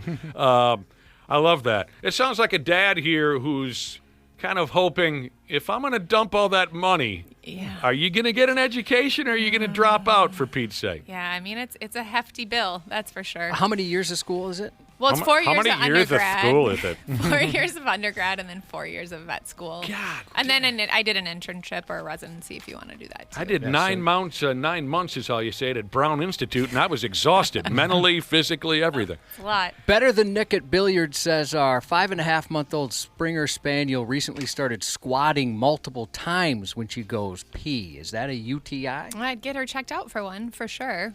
I'd actually get her bladder ultrasounded, too, to make sure there's not a stone or something bouncing around in there. At that age, you worry, too, could there be something anatomical? Could she have an ectopic ureter, where the ureter goes into the wrong place of the bladder? Causes them to be susceptible to infection, too. Josh, are you part feline? I don't think so. I mean, maybe. Because you're known for your stress diarrhea. Oh, I've had stress diarrhea, sure. More stress, frequent urination than anything. When you're stressed out, it's frequent urination problems? More so than diarrhea. Here's a listener who's got a cat, and it's vomiting and has diarrhea. They recently moved into a new place. Is this stress diarrhea? It sounds like it. Cats typically are pretty hardy like that. Usually they have cystitis or bladder wall inflammation with stress, but it could be unless you changed up the diet or did something differently there. But you get your cat checked out if it continues. Do I get to hold a crying puppy before the this show one's is over? super I was just going to say, you want to take this one over here? It's crying. Whatever. Well, this man is unhooked to any headphones. Is this airplane fixer, Jesus? It What's is. going on, man? Oh, thank you. Oh, I'm holding a little Cheweenie. Cheweenie. You got the microphone right there if you want to cry a little bit or say anything. The way you're talking to that puppy. That's how we get him adopted. Bring him on here and have him cry. Yeah. Does this one have a name? That's Glenda. Glenda already has a home. Yeah, Glenda has a home, but we were can't just have talking Glenda. over here. Professor Marvel is looking for a home. Professor Marvel. Yeah, he's actually black and colored, and I was telling everyone here that there's a thing called black dog syndrome, where these guys just don't get adopted as much when they're black and colored. So I had no idea. That is so crazy to me because I always, like, especially with labs, like, I've always gone, like, I just love black labs. All but one of our dogs has been, or two have been black. really, yeah, Yeah. they're the best. So definitely get out there and adopt a black I want dog. that one. Glenda's a little squirrely. She doesn't seem as content with me. Yeah, well, But she might need to go potty. Oh, do you have to go make potties? my apologies in advance if she pees on you. Oh, that's okay. She does have delicious puppy breath pouring out of her. Right now. Told you. And her little ear got flipped over. Oh, and she's she's licking licking my face. And we're best friends now, Glenda. She says your breath smells amazing. That's right. What'd you have for breakfast? You asked if I was part... She wants the chew. Gatorade and Grizzly. Nick, you asked if I was part feline. Yes. And somebody reminds me I did take cat medicine once. That's right, I took cat medicine. Yeah, that And, was All right. interesting. Yeah, it didn't work out as well as I thought. Glenda doesn't like me very much, but she's been adopted already. Before we get out of here, Midwest Animal Rescue and Services, I was told off air, has Give to the Max Day. Rachel? Yeah, so Give to the Max Day is coming up here next Thursday, the 20th, and it's a great way to give back to animal rescue. So you can, go to their website, learn about, all the different services that they do, donate. Everything that they do for services always goes back into the organization. So it's a great way to, get your vet care, but then all the money stays in-house to help the rescue animals as well. Pretty cool story that you have there. Yeah, absolutely. Ashley, are your legless dogs going to attack you now when you get home because they smell puppy on you? Legless. Yeah. Only one of them, all right? But yeah, they're going to go absolutely nuts. They already go crazy, but yeah, this is going to be over the top. Rachel, you should know, okay, maintenance guy Jesus texted in and said they picked up a mutt from Midwest Animal Rescue last year. Nice. Said the process was awesome, and their pal Hank is a total pimp. He sent in a photo. Oh, awesome. let me see him. Oh, look at him. How cute is he? Yeah, he's a pimp for sure. That's awesome. Big pimpin'. I neglected to ask you, Rachel, if there's a website that folks can check out if they want to help or volunteer or whatever. Yeah, so Midwest Animal Rescue has lots of different, things they can volunteer to be a foster, help at transport. Again, get your veterinary. If you're having problems paying for things, they got some good low-cost services for that. A big thing that I'm advocating for, besides if you're a pilot, go out and do that, is I have got a whole bunch of low-cost resources. If you're in need of pet food, there's some great pet food shelves. different resources like that on my Instagram page as well. So hopefully I'll get a site up and running at some point with some resources. But I just think it's so important to be able to provide those resources to people who can't afford them. And absolutely. I hope you don't mind me saying so with all your successes, Rachel, which we've talked about today. But you did tell me something yesterday about how you're a failure. You mentioned that you are a foster failure. Yeah, I'm a foster failure. We got a whole hobby farm filled with a whole bunch of different animals. We got horses and pigs and ducks and dogs and cats, and so yeah, I've got the whole gamut. Yeah, you mentioned so these animals, you were supposed to foster them, somebody else would adopt them, and you decided there's no way we could get rid of these animals. That happens a lot. I bet that does happen quite a bit. But it's a great way to like test the waters and see like, hey, is this dog a good fit or not? And if you end up, falling in love with the dog, then you're a foster failure like me. And something we didn't ask you about is your international Mrs. Minnesota. Yeah, we've been so focused on the dogs. Yeah, tell us about that. Yeah, so I recently became International Mrs. Minnesota. I'm going to be competing in January for the International Mrs. USA. Just a great, ability to bring forth things that I've kind of always done behind the scenes, and my repertoire of all the things that we talked about with the pilot stuff, and just a great opportunity for me to put myself out there. So I'm pretty excited to be able to collaborate with a bunch of different rescues and provide resources to people and things like that. Well, we've got your husband here who's a listener, Airplane Fixer Jesus. Do you mind getting on the mic real quick? I just have one question for you. Yeah. Is life better when you're married to Mrs. International Minnesota? The International Minnesota part is great, but there's a lot of poop I gotta pick up.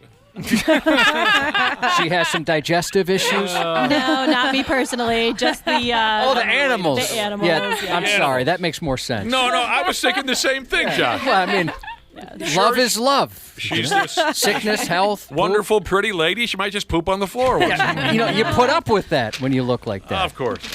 Thank you, Dr. Andrea. You're welcome. We'll see you in a couple weeks when Sounds we got to good. shut her down. And thank you very much, Rachel. Thank you for having me. Of course. See you, puppies. The 93X Half-Assed Morning Show. All right, all you procrastinators, enough is enough. It's November and the you-know-what is about to hit the fan. Time to hit up my friends at Standard Heating and Air Conditioning to get that furnace cranked on and get it winter ready. Dana here. November's also the final tune-up deal of the year at Standard. You can get $20 off your furnace fix when you make an appointment and mention 93X. Yeah, I know we're all hardy Minnesotans around here, and you're probably saving up to buy me a sweet, sweet Christmas gift, but don't roll the dice on your furnace. Time to prep and protect. Book that tune-up today at standardheating.com. That's standardheating.com.